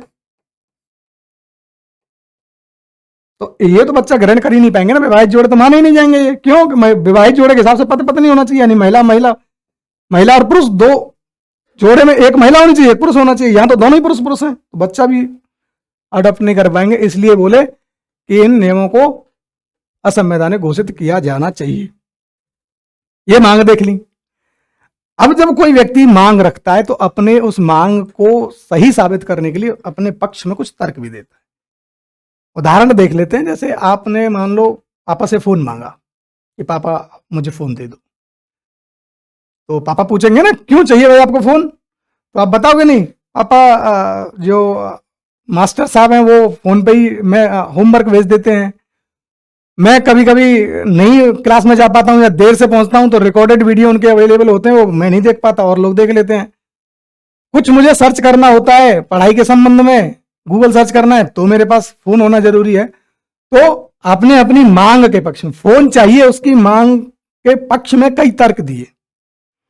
ऐसे ही याचिकाकर्ताओं ने भी अपनी मांग के पक्ष में कुछ तर्क दिए। आइए समझते हैं कि इन्होंने क्या क्या तर्क दिए। पहला तर्क था कि भाई जितने भी आपके कानून है ना, 4 महीने पिछली स्लाइड में गिराए थे, ये जितने भी कानून हैं ये हमारे कुछ मौलिक अधिकार हैं, फंडामेंटल राइट्स, पार्ट 3 भाग 3 संविधान का पढ़ना 12 से 35। इस भाग में जो अनुच्छेद हैं, जो अधिकार लोगों को दिए गए हैं, नागरिकों को और अन्य लोगों को, उनको बोलते हैं मौलिक अधिकार। उनका उल्लंघन कर रहे हैं ये कानून। कैसे? 14 में बोला गया है समता, इसके लिए माफी। 14 में क्या बोला गया? अनुच्छेद 14 में कानून के समक्ष समता। जबकि आप यहां देखिए, ये लोग विषमलिंगी यानी महिला पुरुष वाले जोड़े को, विषमलिंगी को तो अनुमति दे रहे हैं, विषमलिंगी विवाहित जोड़ा तो इन कानूनों में मान्यता पा रहा है, लेकिन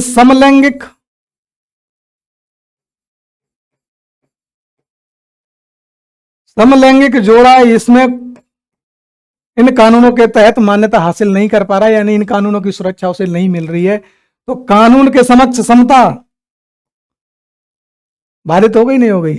ऐसे ही अनुच्छेद 15 बोलता है कि जाति, धर्म, लिंग, इसे जेंडर बोला गया है, सेक्स नहीं, जेंडर। यहां दोनों एक ही मतलब लिए गए हैं हिंदी में, सेक्स मानो या जेंडर मानो। लिंग के आधार पर, जन्म स्थान के आधार पर, वंश के आधार पर भेदभाव नहीं कर सकता राज्य नागरिकों के बीच में। लेकिन आप यहां क्या कर रहे हो? लिंग के आधार पर तो भेदभाव कर रहे हो कानूनों का। ये कानून देखो आप चारों लिंग के आधार पर ही डिसाइड कर रहे हैं। क्योंकि विवाहित जोड़ा किसको माना जाएगा? जिन दो लोगों का, एक का पुरुष लिंग हो, एक का महिला लिंग हो, दो अलग अलग जेंडर, जिनका जेंडर सेम होगा उनकी शादी को मान्यता नहीं दे रहा है। मतलब आप जेंडर के आधार पर, सेक्स के आधार पर भेदभाव कर रहे हो। तो 15 का, अनुच्छेद 15 का उल्लंघन हो रहा है। 19 अभिव्यक्ति की स्वतंत्रता। अभिव्यक्ति में सेक्सुअल ओरिएंटेशन की भी तो अभिव्यक्ति हो सकती है। आप विषमलैंगिक लोगों को तो उनके सेक्सुअल ओरिएंटेशन की अभिव्यक्ति को मान्यता दे रहे हो कानूनों में, लेकिन समलैंगिक लोगों को उनके सेक्सुअल ओरिएंटेशन की अभिव्यक्ति की मान्यता नहीं दे रहे हो कानूनों में। मतलब आप उनको सुविधाएं नहीं दे रहे हो, सुरक्षा नहीं दे रहे हो। तो मतलब यही है कि आप उनको अभिव्यक्त करना नहीं देना चाहते।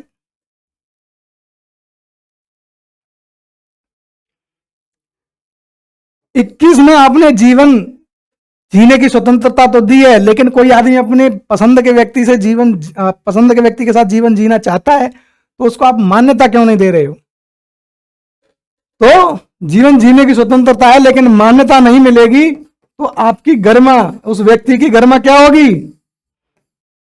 गरिमा हट होगी ना। आप व्यक्ति को जैसा है सरकार वैसा स्वीकार नहीं कर रही है, याचिकाकर्ताओं का मानना है। तो हमारी गरिमा, वो बोल रहे हैं लोग कि उनकी गरिमा आहत हो रही है, अनुच्छेद 21 का उल्लंघन हो रहा है, अंतरात्मा की स्वतंत्रता का उल्लंघन हो रहा है। क्यों? क्योंकि किसी व्यक्ति के लिए क्या नैतिक है और क्या अनैतिक है, यह उसकी अंतरात्मा खुद जानती है। अगर किसी का सेक्सुअल ओरिएंटेशन पुरुष के लिए है, तो यह उसकी अंतरात्मा की स्वतंत्रता है, और आप ऐसा अनुमति नहीं दे रहे, तो मतलब आप 25 का अनुच्छेद कर रहे हो, अनुच्छेद का उल्लंघन करवा रहे हो। ठीक है, तो यह समझा हमने 14, 15, 19, 21 और 25 के तहत जो मौलिक अधिकार मिले हैं, उनका ये उल्लंघन करते हैं आपके कानून। इसलिए हमारी मांग है कि हमारे इन लोगों का मानना था कि इनको समलैंगिक जो विवाह होता है, इनके विवाह को मान्यता दी जानी चाहिए। ये इनका पहला तर्क था। अगला तर्क समझते हैं। इनका कहना था कि कानून विवाह को जो कानूनी मान्यता है वो मिले इसलिए, क्यों? क्योंकि विवाह जो है वो एक विशेषाधिकार प्राप्त सामाजिक संस्था है। ये जिसको मिलती है उसको बहुत से फायदा होते हैं। मतलब जिसको कानूनी मान्यता मिल गई उसको ये फायदे होंगे। क्या क्या फायदे होंगे? उसे सार्वजनिकता मिलेगी, मतलब पब्लिकनेस मिलेगी। मतलब अगर विषम लैंगिक मतलब समझ में आ रहा ना, एक पुरुष एक महिला, विषम लैंगिक लोग शादी कर रहे हैं, शादी हुई इनकी, बारात ढोल बाजे से, शादी के बाद साथ रहेंगे मतलब ये यौन क्रिया करेंगे। तो अब ये जो यौन क्रिया कर रहे हैं, इन पर कोई सवाल नहीं उठा सकता, समाज इनका उपहास नहीं करेगा। लेकिन यही काम अगर समलैंगिक लोग करें, यही काम कौन करे? समलैंगिक करें, तो ये सवाल जरूर उठेंगे। क्यों? क्योंकि इनके विवाह को सामाजिक मान्यता नहीं मिली है। इसलिए पब्लिकनेस लाने के लिए हमारे विवाह, इनका मानना है कि इनके विवाह को सामाजिक मान्यता मिलनी चाहिए, यानी कानून के थ्रू इनके विवाह को सामाजिक मान्यता मिलनी चाहिए। प्रतिबद्धता भी देती है। सामाजिक मान्यता अगर किसी विवाह को मिल जाती है तो प्रतिबद्धता आती है। मतलब जोड़े में पुरुष कमा रहा है तो उसके पैसे पर हक उसकी पत्नी का भी होता है, और पत्नी कमा रही है तो उसके पैसे पर उसके पति का हक होता है। तो ये कमिटमेंट कहां से आता है? प्रतिबद्धता कहां से आती है? उसी मान्यता से निकलती है, उसी सामाजिक मान्यता से निकलती है। तो अगर समलैंगिक जोड़ा विवाह करना चाहता है तो उसे भी ये प्रतिबद्धता हासिल होगी, विवाह होने के नाते, विवाह को मान्यता मिलने के नाते। सामाजिक मान्यता मिलेगी, हमने डिसाइड कर लिया। गरिमा मिलेगी क्योंकि सवाल नहीं कोई उठाएगा, आत्मसम्मान होगा, गरिमा होगी। तो सुरक्षा मिलेगी, पैसे वाली बात मैंने जो बोली। विरासत, मतलब अगर दो लोग विवाह करके सामाजिक तौर पर मान्यता प्राप्त विवाह है, तो अगर उनमें से एक व्यक्ति को कुछ हो जाता है तो दूसरे व्यक्ति को उसकी संपत्ति मिल जाती है विरासत में। यह केवल कहां है? विषम लैंगिक जोड़ों में तो सही है, लेकिन समलैंगिक में विरासत में संपत्ति नहीं मिलती है। पुरुष ने शादी करी, एक पुरुष को कुछ देहांत हो गया, दूसरे पुरुष को उसकी संपत्ति में अधिकार नहीं मिलेगा, कानूनी रूप से नहीं मिल पाएगा, तो वो कानूनी लड़ाई हार जाएगा। गोद लेना हमने अभी बात करी थी। विवाहित जोड़ा मतलब पति पत्नी और दोनों पुरुष तो हासिल ही नहीं कर पाएंगे बच्चा, तो गोद लेने में समस्या है। अन्य कानूनी आवश्यकताएं भी समझ लेते हैं जो विवाह की मान्यता से ही मिलते हैं।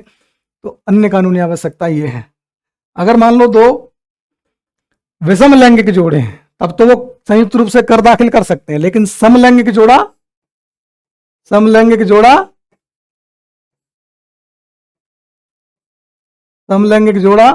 संयुक्त रूप से कर दाखिल नहीं कर पाएगा। क्यों? क्योंकि कानूनों में जोड़े का मतलब है, विवाहित जोड़े का मतलब है पति और पत्नी, दोनों पति है, दोनों पत्नी पत्नी नहीं हो सकते। तो ये तो सरकार का ही नुकसान होगा। उन्होंने अगला तर्क दिया, विरासत में संपत्ति की बात हमने कर ली। संयुक्त बैंक खाता खुलवाना है, वो भी नहीं खुलवा सकते, क्योंकि कानूनों के हिसाब से अगर आप संयुक्त रूप से खाता खुलवाना चाहते हैं दो लोग, तो उनका मतलब है कि आप में दोनों में से एक महिला होनी चाहिए और एक पुरुष होना चाहिए। लेकिन समलैंगिक विवाह के केस में क्या होगा? या तो दोनों पुरुष होंगे या दोनों महिला होंगी। तो ये दोनों लोग क्या नहीं कर पाएंगे? संयुक्त बैंक खाता भी नहीं खुल पाएंगे। बीमा पॉलिसी के लिए नॉमिनी चुनना है, तो यहां तो महिला बना सकती है, पुरुष को नॉमिनी पुरुष बना सकता है महिला को, लेकिन इस केस में नहीं होगा क्योंकि कानून मान्यता ही नहीं देता पति पत्नी के रूप में। ठीक है, भाई के रूप में आप नॉमिनी बना सकते हो, लेकिन पति के रूप में पुरुष को कोई आदमी किस दूसरे आदमी को नॉमिनी नहीं बना सकता। यानी पुरुष होकर पुरुष को नॉमिनी नहीं बना पाओगे पति के तौर पर, लेकिन भाई के तौर पर वो बना सकता। तो वो चाहता है कि पति के तौर पर बने, तो दिक्कत है, कानून नहीं हो, कानून अलाउ नहीं करेगा। अगला तर्क है कि मूल संरचना को बनाए रखोगे अगर आप कानूनी मान्यता दोगे। क्यों? क्योंकि न्यायिक समीक्षा संविधान की मूल संरचना का हिस्सा है। तो मूल संरचना क्या है, किसने दी, कब दी, और इसमें क्या क्या शामिल है। इतने नोट्स अगर आपके पास हैं तो रिवाइज कर लो, नहीं है तो तैयार कर लो। ये हिंट है, लाइट टॉपिक्स अगला आ गया। ठीक है, तो न्यायिक समीक्षा क्या है, फिर यही सारी बातें क्या है, मतलब क्या है, कौन कर सकता है, और इसके तहत क्या क्या किया जा सकता है, फायदे और सीमाएं। इतनी बातें आपको पॉलिटी में नोट्स जब बनाए तो तैयार कर लें न्यायिक समीक्षा के संबंध में। ठीक है, तो अपनी न्यायिक व्यवस्था के तहत न्यायपालिका को अधिकार दिया गया कि वो विधायिका द्वारा पारित कानूनों की समीक्षा करे। और हमने देखा कि कानून विभाग को विनियमित करने वाले जितने भी हैं, 4 कानून थे, ये SMA, HMA, FMA, AR। ये कानून कितने न्याय संगत हैं इस बात की समीक्षा कौन करेगा? न्यायपालिका। और हमने देखा कि ये इस समूह के हिसाब से विभेदकारी हैं, विभेद कर रहे हैं नागरिकों के बीच में। तो न्यायपालिका की क्या जिम्मेदारी है? न्यायिक समीक्षा के तहत इन कानूनों की समीक्षा करे और हमारा इनमें समावेशन करे या इन कानूनों को बदलने के लिए सरकार को निर्देश दे। इसका इनका अगला तर्क था। ऐसा करके आप क्या करोगे? मूल संरचना को बनाए रखोगे संविधान की। याचिकाकर्ताओं ने सर्वोच्च न्यायालय को उनकी जिम्मेदारी का भी एहसास दिलाया, उनको जिम्मेदारी याद दिलाई। बोले भाई अनुच्छेद 32 पढ़ो, न्यायपालिका को मौलिक अधिकारों का संरक्षक घोषित किया गया है, प्रोटेक्टर। इसीलिए प्रोटेक्टर घोषित किया गया। अम्बेडकर ने एक बात बोली थी अनुच्छेद के 32 के बारे में कि यह संविधान की क्या है? आत्मा है। क्यों? क्योंकि तभी संविधान रह पाएगा जब नागरिक सुरक्षित रहेंगे, नागरिकों के अधिकार सुरक्षित रहेंगे। और इनकी जिम्मेदारी किसको दी गई? न्यायपालिका को। हमने देखा कि कानूनों में उनके हिसाब से पहला तर्क वही था कि मौलिक अधिकारों का उल्लंघन हुआ है।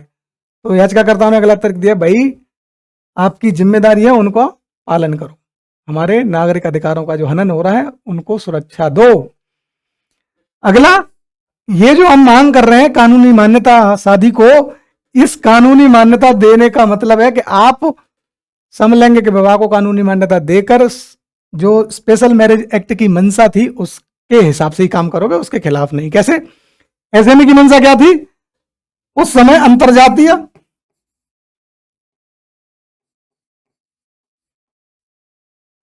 और अंतरधार्मिक,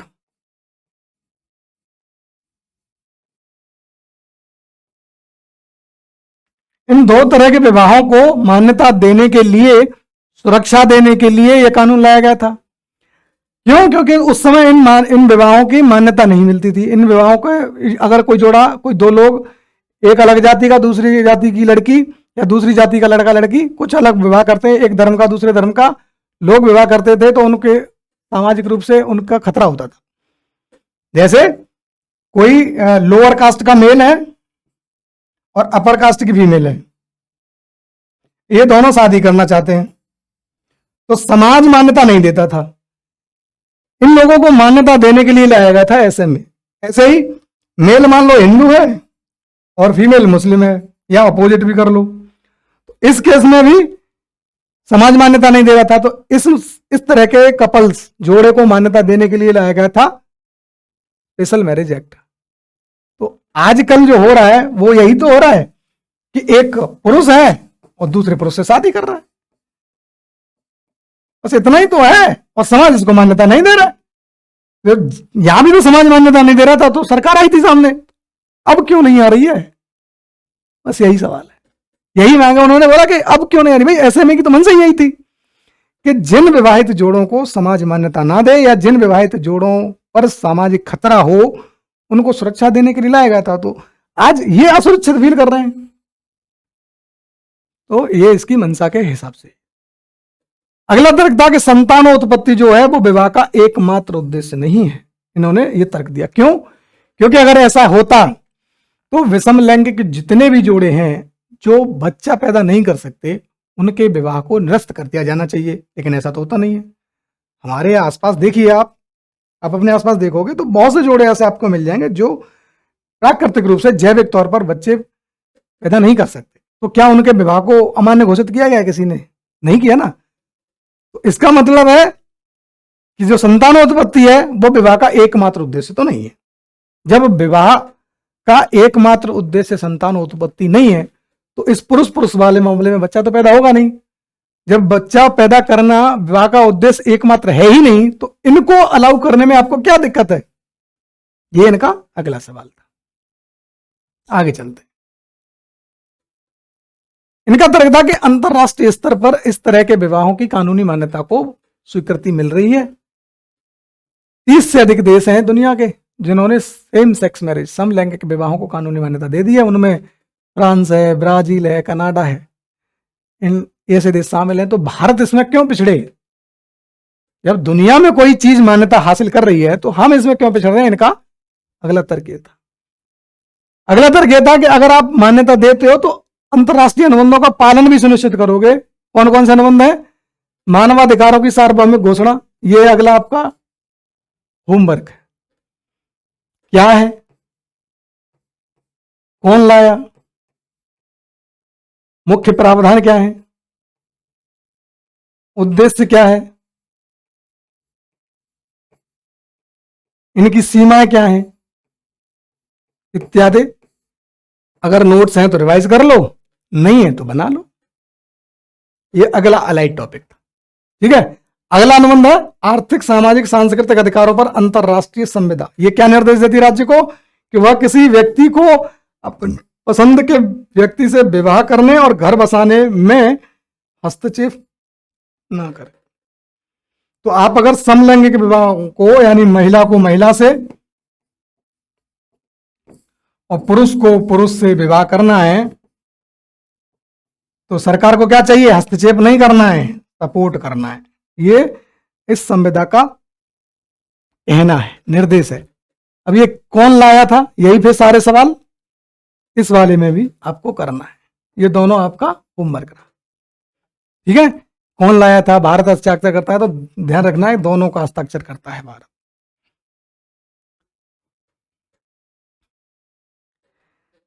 अब तक हमने समझा कि समलैंगिक विवाह क्या है और उसकी मांग क्या थी उस समुदाय के लोगों की। फिर उन्होंने अपने पक्ष में क्या तर्क। लेकिन ये सिक्के का एक पहलू था, हर सिक्के का दूसरा पहलू है, और दूसरा पहलू है विरोध। और यहां विरोध कौन करेगा? सर्वोच्च न्यायालय में तर्क दिया सरकार ने। सरकार ने बोला कि हम समलैंगिक विवाह को मान्यता नहीं दे सकते और ये हमारे तर्क हैं। आइए समझते हैं सरकार ने किन किन तर्कों के आधार पर समलैंगिक विवाह का विरोध किया। तो पहला तर्क था कि भाई अगर हम ऐसा करते हैं कि समलैंगिक विवाह को मंजूरी दे देते हैं तो परिवार नाम की जो संस्था है वो खत्म हो जाएगी। क्यों? क्योंकि जो प्रजनन है वो विवाह का अनिवार्य पहलू है। क्यों? क्योंकि जो विवाह की जो संस्था है वो मुख्यतः प्रजनन के लिए ही बनी थी। मानव इतिहास समझेंगे तो समझ में आएगा। कैसे? हमने वो बात करी थी कि जंगल में मानव था, वहां संपत्ति नहीं थी, फिर आदमी ने बस्ती बसाई। नवपाषाण काल में बस्ती बसी मतलब खेत बने, जानवर पाले। अब जानवर पाल लिए, खेत बना लिए, तो क्या चाहिए? संपत्ति का हस्तांतरण करना है। एक तो पहला काम आया कि संपत्ति जो बन गई है जो संपत्ति आदमी ने क्रिएट करी है एक्स ने, उसका हस्तांतरण करना है। पहला सवाल तो ये था। तो इस हस्तांतरण को ये एक्स क्या चाहेगा कि इसी का बच्चा ले।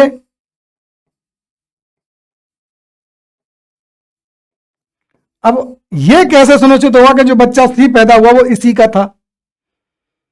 इसके लिए विवाह से संबंधित नियम बनाने पड़ेंगे और यौन क्रियाओं पर रोक लगानी पड़ेगी समाज के द्वारा कि अगर दो लोग विवाह करते हैं तो उनमें से एक दूसरे से ही सेक्स कर सकते हैं और बाहर जाके सेक्स नहीं कर सकते। ऐसा नियम बनाना पड़ेगा, वरना यह कैसे तय हुआ कि C1 AC का बच्चा है। क्योंकि मान लो इसने एक्स आदमी ने, एक्स पुरुष ने वाई महिला से शादी कर ली, तो इन दोनों के बीच में यौन क्रिया होगी, उससे ये बच्चा पैदा होगा। तो तभी यह सुनिश्चित हो सकता है कि यह महिला किसी और मर्द के साथ यौन क्रिया ना करे। तो इसके लिए किसको आगे आना पड़ेगा? समाज को। समाज बनाएगा नियम विवाह के माध्यम से। तो विवाह को पवित्रता क्यों दी गई है? ताकि पुरुष और महिला दोनों के जो यौन क्रिया है उस पर नियंत्रण आए। तो इस बच्चे की वैधता के लिए, संपत्ति के हस्तांतरण के लिए पहले तो प्रजनन करना है, क्योंकि संपत्ति हस्तांतरण करनी है तो प्रजनन करना पड़ेगा। बिना चाहे कैसे होगा? पहला मामला तो विवाह आया हस्तांतरण के लिए। दूसरा, एक समुदाय है छोटा सा, ट्राइबल ग्रुप मान लो, जंगलों में जो लोग रहते थे सब आदिवासी ही थे, जो आजकल सभ्य समझते हैं, खुद को जान लें कि वो भी कभी जंगलों से ही निकले थे। बस इतना है कि वो जल्दी जंगलों से बाहर आ गए हैं। तो ये जो दकियानूसी सोच है कि पिछड़ा आदमी है, जंगल में रहता है, आदिवासी है, गरीब है, कमजोर है, नहीं भैया, तुम भी वहीं से निकले हो। ठीक है, तो ये एक छोटा समूह है, A1 मान लेते हैं इस समूह को। दूसरे जंगल में एक बड़ा समूह है, ये B1 मान लेते हैं। अब ट्राइबल समूह है तो विस्तार तो करता है ना हर समूह, ये भी इधर से विस्तार कर रहा होगा जंगल काट काट कर, ये अपने खेत बढ़ा रहा होगा, ये अपने खेत बढ़ा रहा है, कभी इनमें कन्फ्लिक्ट होगा। इस लड़ाई में जीतने के लिए क्या चाहिए? बल। आजकल इजराइल की तरह मिसाइल तो सबके पास है नहीं, उस दौर में थी नहीं। जब बल चाहिए तो ये बल कहां से आएगा? मानव बल से। मानव बल ही उस समय प्रमुख बल था। और मानव कहां से आएगा? प्रजनन से। और प्रजनन कहां से आएगा? विवाह से। यानी विवाह होगा तब प्रजनन होगा, प्रजनन होगा तो मानव आएगा, मानव आएगा तो बल मिलेगा, बल मिलेगा तो जीत मिलेगा और अपना विस्तार हो। सरकार ने यही तर्क दिया, प्रजनन विवाह की जड़ में है। यानी विवाह मुख्य मकसद प्रजनन ही था शुरुआत से ही, आज से नहीं है। और प्रजनन कब होगा? जब परिवार विषमलिंगी होगा, समलैंगिक होने लगे। यही अगर ये मामला होता, ये अगर पुरुष पुरुष से शादी कर लेता तो ना अपने संपत्ति को हस्तांतरित कर पाता और ना अपने समुदाय को बचा पाता। तो समलैंगिक विवाह तभी से प्रचलन में नहीं आया, सामाजिक मान्यता नहीं रही। क्यों? क्योंकि परिवार बनाने के लिए विवाह चाहिए और विवाह का एक मूल अंग है प्रजनन। ठीक है, अगली बात कि विवाह को जितने भी कानून विनियमित करते हैं उन सब में विवाह विषमलिंगी लोगों के बीच ही माना गया है, पुरुष और महिला के बीच ही माना गया है, महिला महिला के बीच या पुरुष पुरुष के बीच में नहीं। और एक बात सरकार ने पॉइंट आउट करी कि ये जो आप कह रहे हो ना कि कानून भेदकारी है, ऐसा नहीं है। जिस समय कानून बन रहे थे उस समय भी कानून निर्माताओं को याद था, पता था कि कोई समुदाय है LGBTQ, लेकिन उन्होंने जानबूझकर विषमलिंगी परिवारों को ही विनियमित करने के हिसाब से कानून बनाए, ना कि समलिंगी को उसमें शामिल किया। ठीक है, आगे चलते हैं।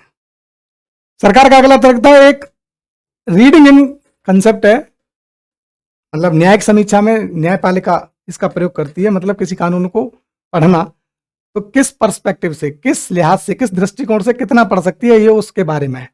तो ये किसी कानून की व्याख्या के लिए अपनाया जाता है। तो व्याख्या को पकड़ना है, उपकरण तो है, आप रीडिंग तो कर सकते हो, लेकिन रीडिंग इनका उपयोग व्याख्या करने के लिए तभी किया जा सकता है जब कानून का घोषित उद्देश्य प्राप्त नहीं हुआ है। मतलब जैसे एक एक्ट है डोमेस्टिक वायलेंस एक्ट, बचाने के लिए, महिलाओं को घरेलू हिंसा से बचाने के लिए एक अधिनियम बनाया। तो इसका उद्देश्य क्या है? महिलाओं को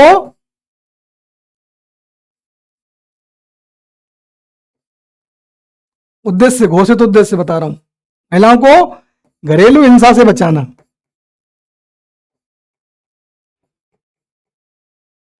किसको? महिलाओं को। किससे? घरेलू हिंसा से।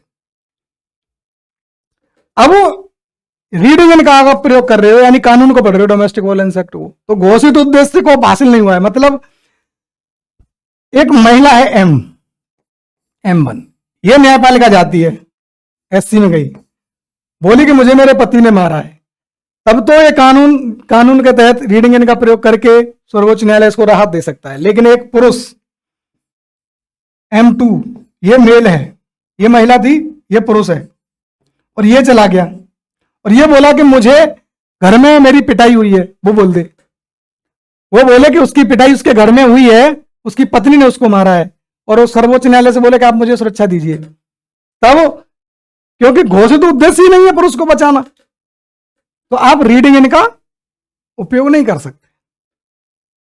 ठीक है, तो रीडिंग इनका प्रयोग कब होगा? जब घोषित उद्देश्य प्राप्त ना हो। अगला, SMA का जो उद्देश्य था वो केवल अंतरजातीय और अंतरधार्मिक विषमलैंगिक, यानी समलैंगिक उस दौर में भी थे, लेकिन कानून में मान्यता नहीं दी गई थी जानबूझकर। ठीक है, अनुच्छेद 142, ये आपका अलाइड टॉपिक है, समझ लेना क्या है और क्या आ सकती हैं, थोड़ा सा मैं यहां समझा देता हूं। इसके हिसाब से सर्वोच्च न्यायालय दिशा निर्देश तो दे सकता है सरकारों को, लेकिन केवल तब जब विधायी रिक्ति हो, मतलब लीगल वैक्यूम हो। लीगल वैक्यूम मतलब सरकार ने, आपने सुना होगा, सरकार को सर्वोच्च न्यायालय ने विशाखा गाइडलाइंस हासिल कर, एक बार जाहिर करी थी। सुना है इनका नाम, विशाखा गाइडलाइंस का, महिलाओं की सुरक्षा के लिए। कहां पर? कार्यस्थल पर। तो ये जो कब जारी, सर्वोच्च न्यायालय ने कब जारी करी थी? क्यों? क्योंकि कार्यस्थल पर महिलाओं की सुरक्षा के लिए कोई कानून था नहीं, मतलब वैक्यूम था, वहां कानून था ही नहीं। उस केस में 142 का उपयोग आप कर सकते हो, लेकिन 142 की भी कुछ सीमाएं हैं कि आप कानून बनाने का निर्देश नहीं दे सकते कि इस मामले पर कानून बनाओ मत बनाओ, ना ही ये निर्देश दे सकते हो कि कब कानून बनाए 142 के तहत। ठीक है, शक्तियों के विभाजन के सिद्धांत के खिलाफ होगा। कानून बनाने की जिम्मेदारी किसकी है? विधायिका की। और कानूनों की समीक्षा किसकी जिम्मेदारी है? न्यायपालिका की। तो अगर आप कानूनी मान्यता देते हो, मतलब संशोधन करना पड़ेगा, तो संशोधन की जिम्मेदारी किसकी है? संसद की। तो कानून की जो शक्तियों का विभाजन है, आपका कानून अगर आप मान्यता दे देते हो तो ये उस शक्ति के विभाजन के सिद्धांत के खिलाफ। अगली चुनौती कि जो कानून को चुनौती देने का जो आधार है ना, वो अपर्याप्त है। मतलब हर कानून का उद्देश्य होता है किसी विशेष लक्षित ग्रुप को लक्षित करना। मतलब कोई, हर एक कानून का एक लक्षित ग्रुप होता है, फिक्स होता है। जैसे डोमेस्टिक वायलेंस एक्ट में हमने देखा कि उसका लक्षित ग्रुप था महिला। SC/ST एक्ट पढ़ा होगा आपने, SC/ST एक्ट। जो SC/ST एक्ट है उसका लक्षित ग्रुप है SC/ST समुदाय। अब यहां पुरुष दावा नहीं कर सकता कि डोमेस्टिक वायलेंस एक्ट में आप मुझे सुरक्षा दो, और यहां कोई OBC या जनरल कैटेगरी का आदमी नहीं जा सकता कि वो सर्वोच्च न्यायालय से बोले कि उसे सुरक्षा दी जाए इस कानून के तहत। और इस आधार पर उस कानून को भी चुनौती नहीं दी जा सकती कि भाई इसमें केवल SC/ST को शामिल किया गया है, किसी जनरल या OBC वाले को शामिल नहीं किया गया है। वरना सारे कानून, दुनिया में जितने भी कानून है, सबको चुनौती दी जा सकती है, और फिर ये काम मतलब असीमित हो जाएगा। तो समावेशन, कम समावेशन जो है वो कभी किसी कानून को चुनौती देने का आधार नहीं बन सकता। सरकार का अगला तर्क ये था। कुछ आगे तर्क भी दिया सरकार ने कि जो कानूनी मान्यता है ना, शादी की विधायी मान्यता, वो बाध्यकारी नहीं है, मौलिक अधिकार नहीं है। अनुच्छेद 21 में आपको अधिकार है जीवन जीने का, अपने पसंद का साथी चुनने का, लेकिन साथी चुनने के बाद आपको उस विवाह को कानूनी मान्यता भी मिले, यह दावा आप नहीं कर सकते। सरकार का ऐसा दावा। ठीक है। अगली बात कि राज्य जो है, जो सरकार है, वो हर तरह के रिश्ते को मान्यता दे, ऐसी भी कोई उसके पास मतलब बाध्यता नहीं है। वो उसके ऊपर कोई जिम्मेदारी नहीं है कि वो हर तरह के रिश्ते को मान्यता दे। सरकार का विवेकाधीन है, वो किस रिश्ते को मान्यता देगी, किसको नहीं, ये मान्यता देने वाली एजेंसी खुद डिसाइड करेगी। अगला कि समलैंगिक संबंधों को कानूनी मान्यता न देना ही वैध राजित है। इसे बोलते हैं लेजिटिमेट स्टेट इंटरेस्ट।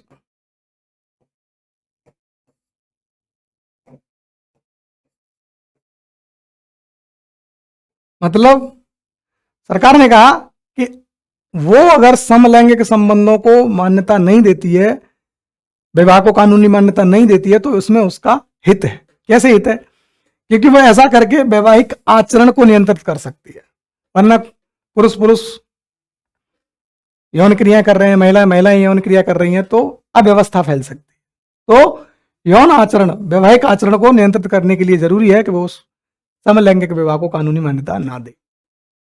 सामाजिक व्यवस्था बनाए रखनी है, उसके लिए भी मान्यता नहीं देने में ही फायदा है सरकार के हिसाब से।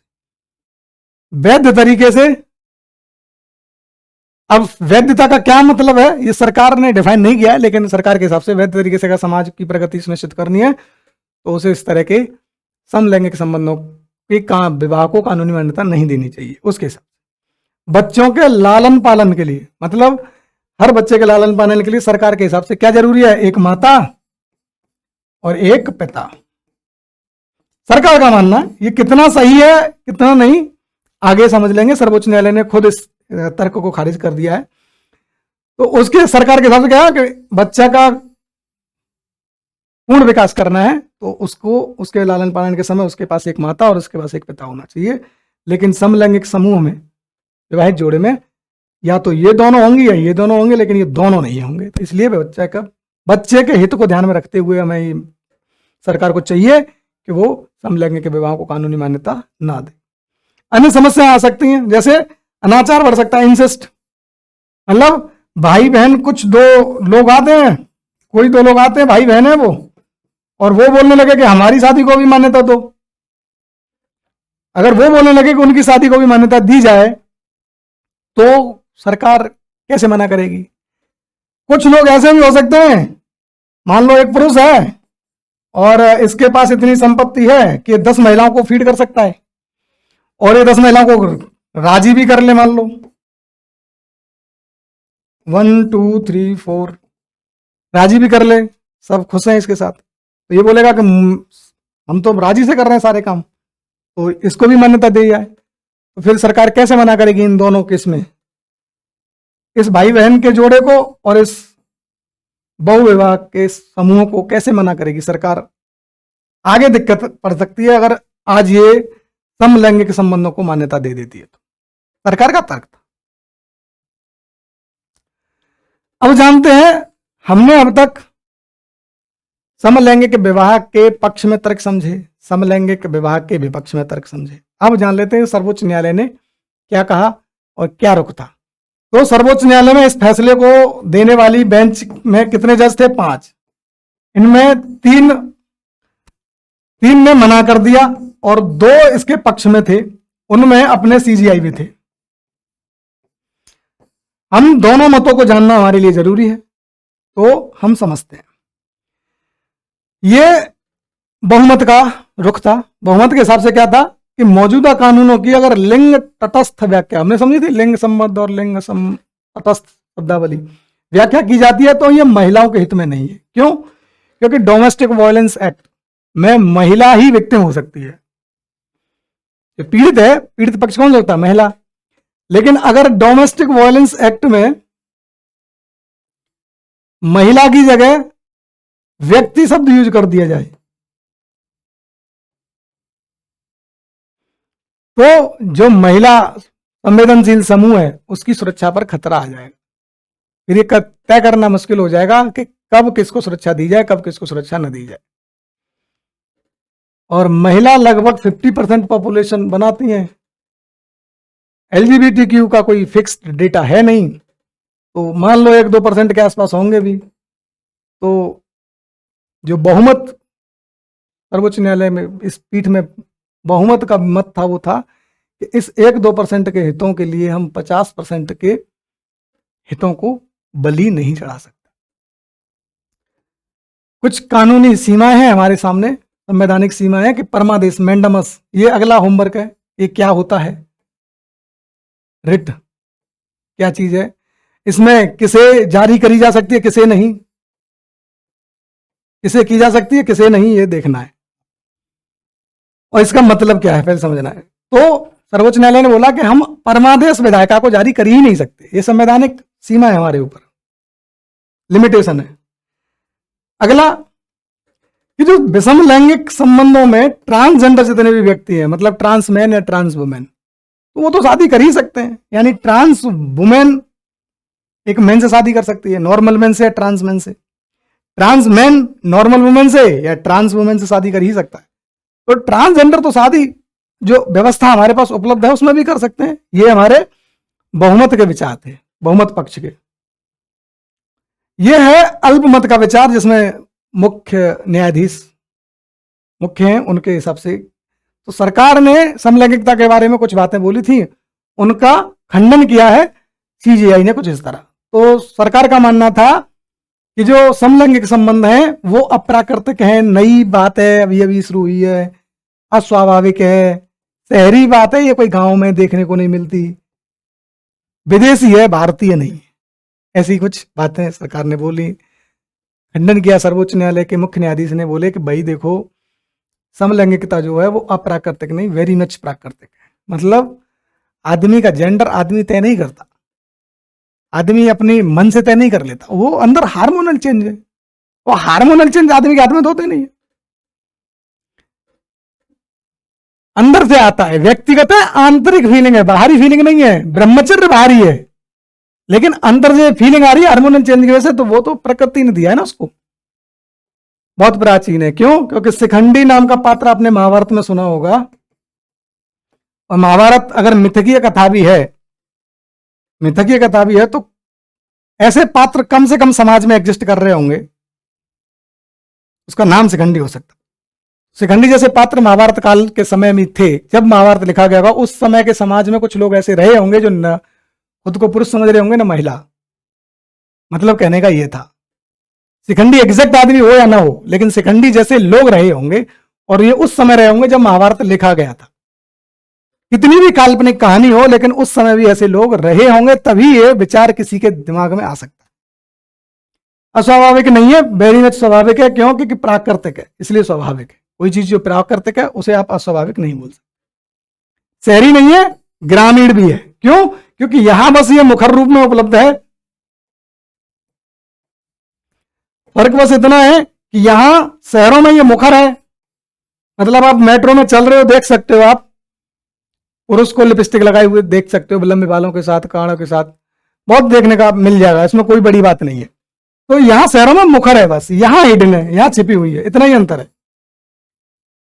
इस प्रकृति के लोग गांव में भी पाए जाते हैं। और सर्वोच्च न्यायालय ने जो फैसला दिया है 366 पेज का, उस फैसले को पढ़ेंगे जाके, जहां से मैंने पढ़ा है, तो वहां बहुत से उदाहरण दिए गए हैं इंडिविजुअल, आप जाके पढ़ सकते हो, वैसे पढ़ने की जरूरत नहीं है। पूरे फैसले 366 के पेज का जो फैसला, उसका निचोड़ निकाल कर मैंने आपके लिए लेकर आया हूं। विदेशी नहीं है भैया, पूरे भारतीय, पूरी तरह से भारतीय है। क्यों? क्योंकि भारत में समुदाय के लोग विभिन्न नामों से विभिन्न जगहों पर जाने जाते हैं। जैसे हिजड़ा कहीं बोला जाता है, कहीं कोतिस बोला जाता है, कहीं अरावनी बोला जाता है, कहीं जोगापा। जब ऐसे शब्द और ऐसे समुदाय भारत में एग्जिस्ट हैं, तो आप किस बेसिस पे कह सकते हो कि ये जो समलैंगिकता है वो विदेशी कंसेप्ट है? ठीक है, चलिए अगला तर्क समझते हैं। यहां सर्वोच्च न्यायालय के सभी जजों ने माना, पूरी बेंच ने माना कि जो शादी करना है वो मौलिक अधिकार नहीं है 21 के तहत। यहां सरकार से सहमति थी सभी जजों की। फिर जो अल्पमत का विचार आया अगली, तो CJI ने बोला कि समलैंगिक विवाह को भी विनियमित करने में राज्य हित निहित है। कैसे? क्योंकि विवाह को विनियमित करने का मतलब था, अगर किसी विवाह को, किसी समुदाय को, कोई विवाह है, समूह है, दो लोगों ने समूह विवाह किया एक्स वाई, तो इसको विनियमित करने का कारण क्या है? रिश्ते को लोकतांत्रिक बनाना है। मतलब एक एक्स है और एक वाई है, ये पुरुष है, ये महिला है, ठीक है। अब विनियमित करने के पीछे का मामला है, ये अगर ये ज्यादा शक्तिशाली है और ये कमजोर मानी जाती है, तो इसको लोकतांत्रिक बनाना है। या इसमें शक्तियों की असमानता दिख रही है आपको, ये ज्यादा शक्तिशाली है, कम शक्तिशाली है, तो इस शक्ति संतुलन को मेंटेन करना है। या इसमें शोषण और अधीनता की संभावना है, उसको कम करना है। तो ये शोषण और अधीनता की संभावना है वो केवल महिला पुरुष वाले विवाह में होगी, ऐसा किसने बोल दिया? ये जो रिश्ते को लोकतांत्रिक बनाने की जरूरत है वो केवल विषम लिंगी विवाह में होगा, ये किसने बोल दिया? और ये शक्ति संरचना है वो असमान केवल विषम लिंगी विवाह में होगी, ये किसने बोल दिया? ये तो पुरुष पुरुष वाले में भी तो हो सकता है, ये ज्यादा शक्तिशाली हो, ये कम शक्तिशाली हो, ये इसका शोषण बर्दाश्त कर रहा हो, क्या पता। तो जब भी जोड़ा बनेगा उसमें शक्ति संरचना को संतुलित करना है या फिर उस रिश्ते को लोकतांत्रिक बनाना है, उसमें शोषण की संभावना को कम करना है, तो सब सरकार को चाहिए होगा विनियमन। तो उसमें भी राज्य हित निहित है। सरकार ने क्या बोला था कि समलैंगिक विवाहों को विनियमित न करने में राज्य हित निहित है, और सर्वोच्च न्यायालय क्या बोल रहा है कि विनियमित करने में आपका हित निहित है, ठीक है। आदेश दिया कि आप एक उच्च अधिकार प्राप्त समिति बनाओ जिसमें सभी हितधारक होंगे, सभी हितधारक होंगे। हितधारक मतलब राज्य सरकार होंगी, एलजीबीटीक्यू समुदाय होगा, केंद्र सरकार होगी, सेंट्रल गवर्नमेंट, और अन्य जो सरकार इसको शामिल करना चाहती है उसको, ठीक है। और वो समिति इस मुद्दे पर विचार करेगी और उसके हिसाब से सरकार को काम करना चाहिए, हम कोई निर्देश नहीं देंगे। निर्णय में बोले सर्वोच्च न्यायालय ने कहा बहुमत ने कि भाई हम कानूनी मान्यता, आपके समलैंगिक विवाह है उसे कानूनी मान्यता नहीं दे सकते। क्यों? क्योंकि कानूनी मान्यता देना कानूनों में संशोधन के समान है, बहुत से कानूनों में संशोधन करना पड़ेगा, और यह काम किसका है? विधायिका का। इसलिए हम आपकी मदद करने में क्या है? असमर्थ। तो आपको कहां जाना चाहिए? विधायिका जाना चाहिए। आप आ कहां गए हो? न्यायपालिका।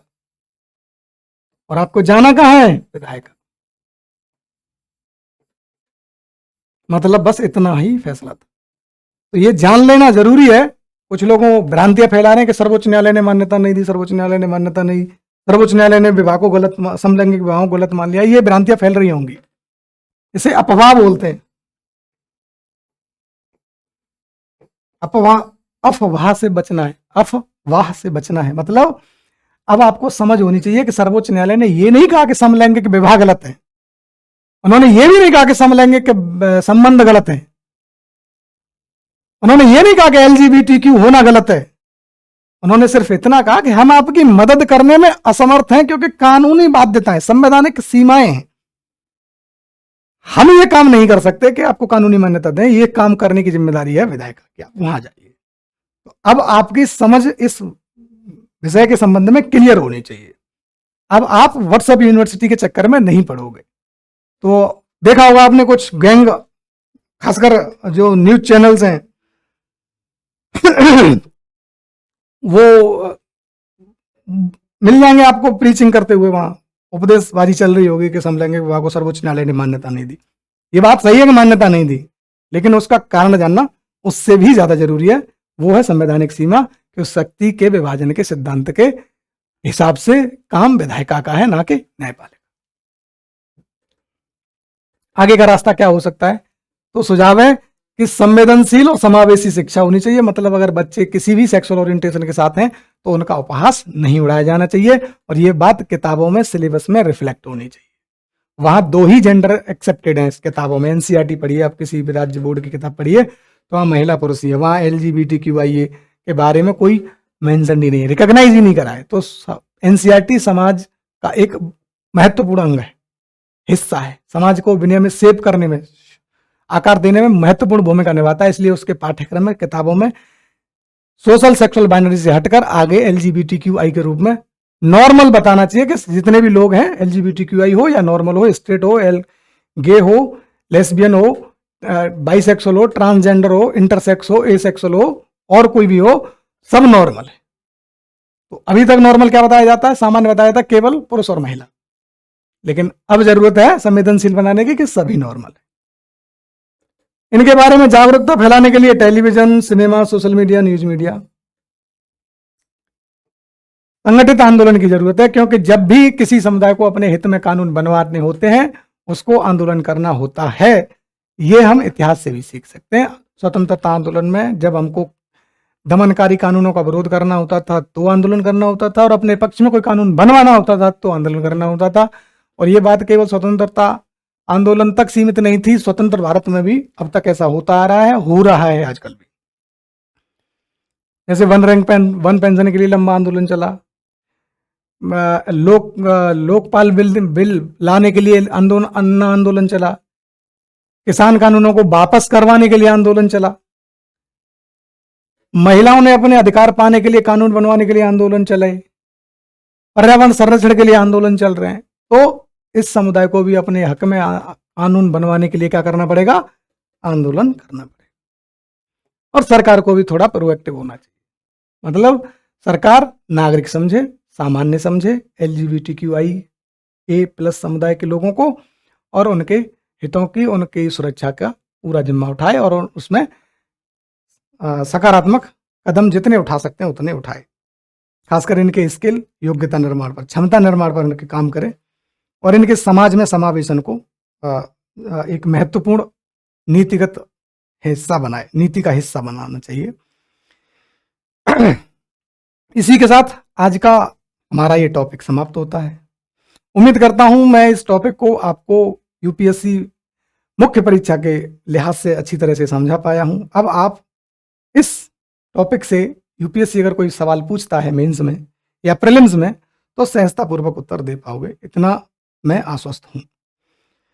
एक आखिरी और महत्वपूर्ण बात, अगर इस वीडियो के कंटेंट में, प्रेजेंटेशन में कोई सुधार की गुंजाइश है या आपकी क्या राय है इस वीडियो के बारे में, तो आप कमेंट बॉक्स में ज़रूर बताइएगा।